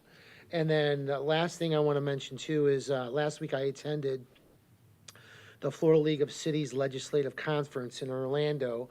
I'm a member of the Utilities, Natural Resources, and Public Works Committee, and I think it's important that I want to share the legislative priorities like we did today with RJ. I want to share the Florida League supports. The Florida League of Cities supports legislation establishing a statewide coordinated planning and approach for water resource investments that funds the Florida's current and projected water needs in an equitable manner, and authorizing comprehensive watershed management projects to qualify for funding under the State Water Protection and Sustainability Trust Fund. So basically, our committee is focused on helping cities with water issues. That was our first legislative priority, and our second legislative priority was workers that are qualified to work in water plants. So it was a really interesting session. I really enjoyed going that. I encourage the city council next year to get on a committee with the Florida League of Cities if it's possible. But that is really a great, the Florida League of Cities does a wonderful job in putting this on.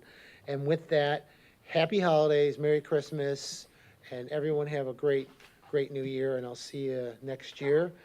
And last but not least, item 34, approved tentative agenda for January 3rd council meeting. Does anyone wish to pull or add to the agenda? Well, it's a little short compared to tonight, but I'm good with it. I know, there's like 5 items. Oh, go ahead, Tom. So under city attorney, we need to pull the second reading of ordinance 2023-01. That's the golf cart ordinance. That would be pulled because there was a request to schedule a work session. And then also tonight, the notes that I have is that maybe under the city clerk add schedule work session on golf carts, low-speed vehicles, and the actual necessary expenses resolution. Those were discussed tonight too. Yep. Do you want to add those two under city clerk in addition to taking off that ordinance under city attorney? Thank you for adding those and removing that. And then as 2 separate work sessions? That's the question. Also. That's a good question. Does everyone want to do 2 separate, or you want to try to combine them like we did last time? That actually kind of worked out well when we combined the 2. Any comments? combine them in a 2-hour work session? I think we can get done in 2 hours. Yeah, I think we'll combine them. Yes, thank you, Ann. All right, so we'll add that, those 2 items to the agenda, and then we're gonna remove the golf carts. All right? I move to approve the tentative agenda with the removal of the public hearing of the second reading of ordinance 2023-01 and the addition of scheduling a joint work session regarding low-speed vehicles and golf carts and actual and necessary expenditures for council members. Perfect. I need a second. Second. Any other discussion? I'm getting tired. Okay. All in favor, signify by saying aye. Aye. Any opposed? Motion